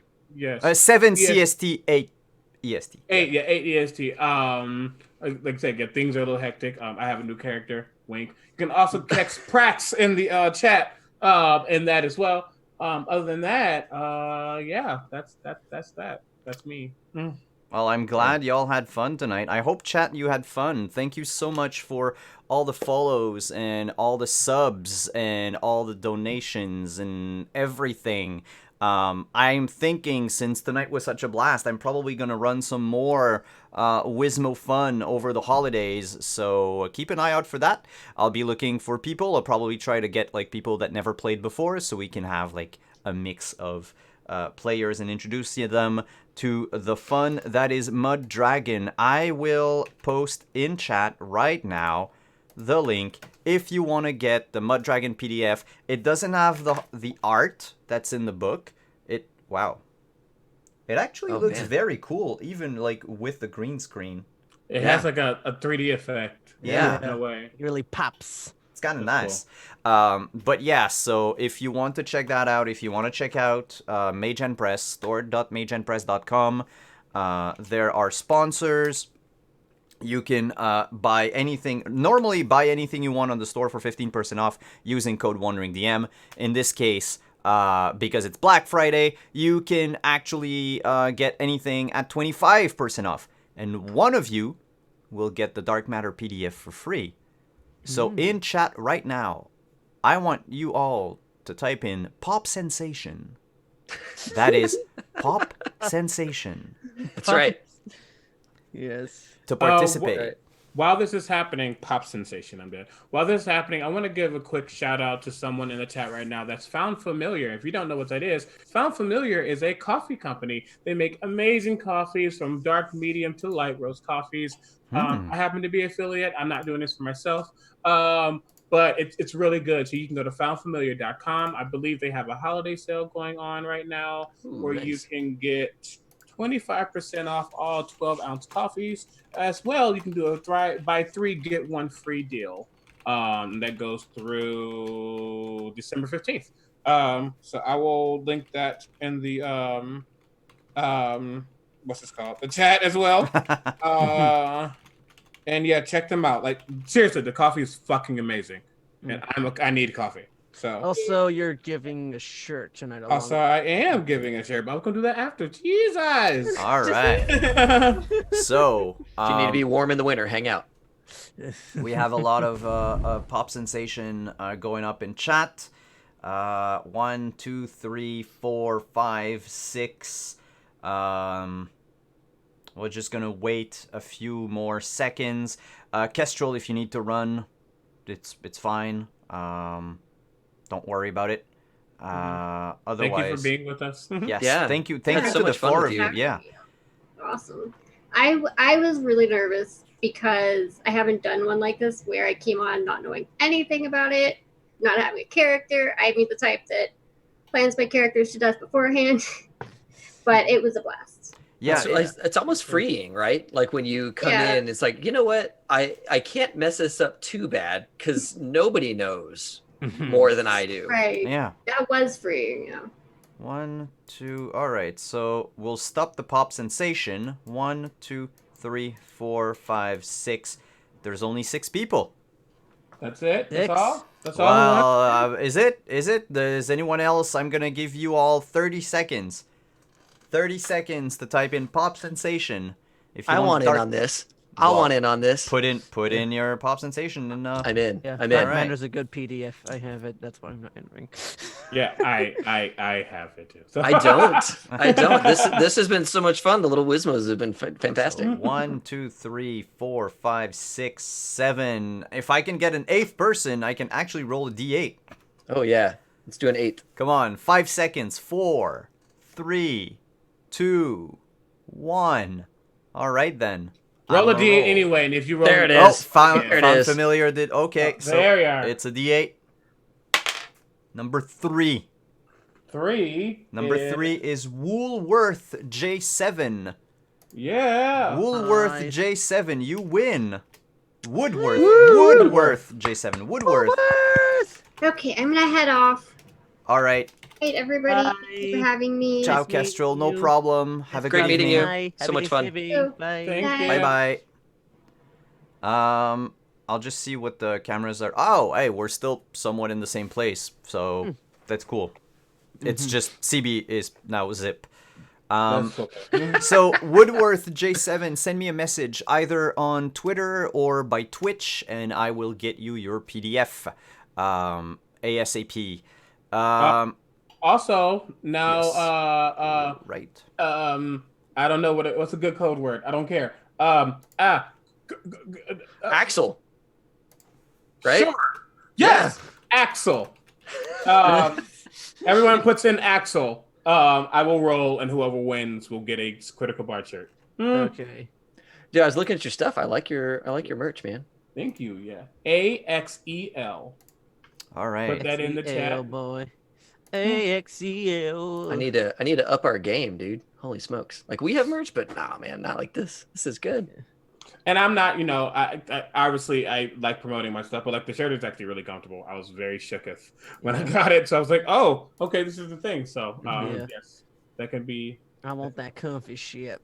I'm I dead. need that for the holidays or lazy Sundays when I just need a comfortable shirt to wear in this 1,000,000,000-degree booth. I'm into the beanie, man. Like, that's my gig right there. Mm-hmm. The hat is one of my favorites. Yeah. It's so. Un momento, por favor. No problem. All right. I got my fingers crossed for T-Cal. Not that we have favorites, but T-Cal is one of my peeps. So I got my fingers crossed for T-Cal. Hmm.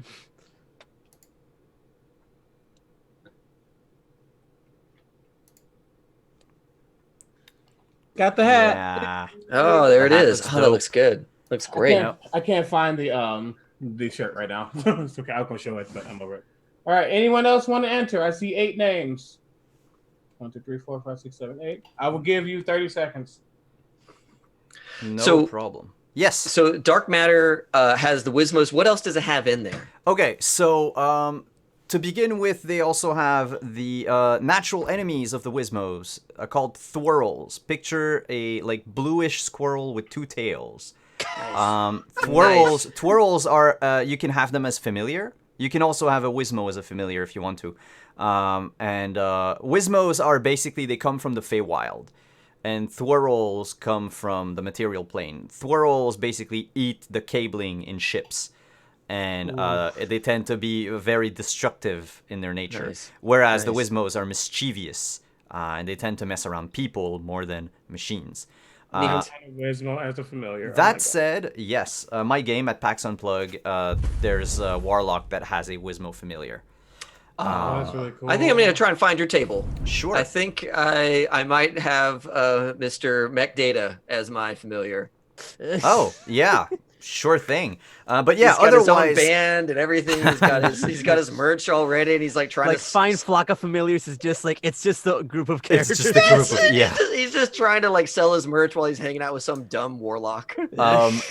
Basically what you can do with Dark Matter is picture any sci-fi that you know, you can replicate it. They have stuff to make a Terminator campaign. They have stuff to make a Star Trek campaign, a Nice. B5 campaign, Star Wars, Outlaw Star, the anime. Nice. They have rules for, like I said, giant robots. If you want to play like a Voltron-like game, there's a part of the galaxy where the humans are fighting the orcs, and it's basically giant mechas against giant kaiju monsters or orcish war machines. That's awesome. Okay, I was trying to give you 30 seconds. Oh yeah, Still, I like, can I rattle was on. listening. I was listening. No, this was really good. No, this was great. And I realized All right. we've blown past our 30-second window. We You gave said, everyone a that's chance. fine, right? All right, I'm rolling this good old D8. This is Daddy Dice from DiceEnvy.com. Nice. Shit. I have rolled, and it is a 3, which is Praxagorath Esmephoria. Hey! Congratulations, Prax. Yeah, you can hit me up. We'll talk. Yeah, She just shows up on Age of Arcana with the shirt on. Yeah. Yeah, good point. 3-eyed Raven. I was like, or 3-eyed Rat. Yeah, let's let it roll for a little bit longer. Yeah. But yeah, so Sorry, that's almost it for us tonight. I just want to say, by the way, tomorrow is the second episode of Cyberpunk Red, our Cyberpunk campaign here on Wandering DM. And surprise, surprise, I have a special prize for all of you. You know that we are giving away a copy of the Jumpstart Kit every show that we do. Thanks awesome. to Art Alsorian. But That is Art awesome, Alsorian came with something for Thanksgiving, and they told me that it is true. It is not a lie. I am authorized to give away the whole Cyberpunk library to a lucky winner tomorrow. That's guys, that's a lot of books. It's a lot. That's a I don't lot of even books. have. I don't even have them all. I have all of them digital, and it's a lot of books. Yeah, it's in PDFs, by the way. It's not physical. It's just Okay. PDFs. I was about to say, like, dang, But it's I want the in on that one. whole library. I'm All such of a huge them. Cyberpunk fan. Are you doing homebrew rules for any of the Cyberpunk Red, or are you doing straight red? Just- We're doing so. Can't talk because my players are listening. But we're using the Jumpstart Kit to make the characters. What I did though is I went in and looked at how the pre-made characters were made. Yep. And then reverse engineered them so that we knew Yep. how many points to put in the stats and the skills and all that. Yep. And then for equipment and everything, because the Jumpstart lacks in equipment, we're using the equipment rules from 2020. So I had them, since we're playing the apartment to begin with, I had them furnish their whole apartment with like the money that they had using the table that you have in 2020 for like Nice. how much you make per month depending on what career you have and all that. That's awesome. That's So- awesome. See, I like so many of us. That's the approach. Like, hey, JSK is cool. Let's gap fill with Yeah, 2020, that's it. and That's it it. works. It works really well. Yeah. So that's awesome, man. And you can find me again on Saturday here at 1 p.m. playing Vampire the Masquerade, our New York City chronicle called Nightfall, where I am one half of the Vamp Dads, and we have a dysfunctional vampire family, and we try to not die from the consequences of our own actions. Then you will find me actually on Sunday here. I'm gonna do something else on Sunday. I don't know what yet, but I am going to stream. Why? Because if I stream tomorrow, Saturday, and Sunday is the day that I hit Twitch partner. Ooh. So if you want to come help, I would greatly appreciate it. Are you going to do that from PAX Unplugged No, this Sunday. this Sunday? Okay, that makes Yeah. more sense. Yeah, this Sunday. Oof. Right before I board the plane for Philly. Awesome. So, yeah. So if you want to come and encourage me, and I might give shit away. I don't know what I'm going to do, but I'm probably going to be freaking out because it would be a big milestone for me personally. Just, Yeah. I don't know. That'd be so good, man. That'd be so Got good. you, fam. So thank you so much for coming tonight. Thank you everyone for hanging out. You can also, Tuesdays here we play Dark Matter at 8 p.m. Mondays 8 p.m. on Role Players, like Kevin and CB said. DMing my homebrew campaign setting called Age of Arcana, which is a mage punk setting. So come check it out if you want to. And on that note, we will leave for real, and we'll see you tomorrow. Ciao everyone. Have a good night. Bye.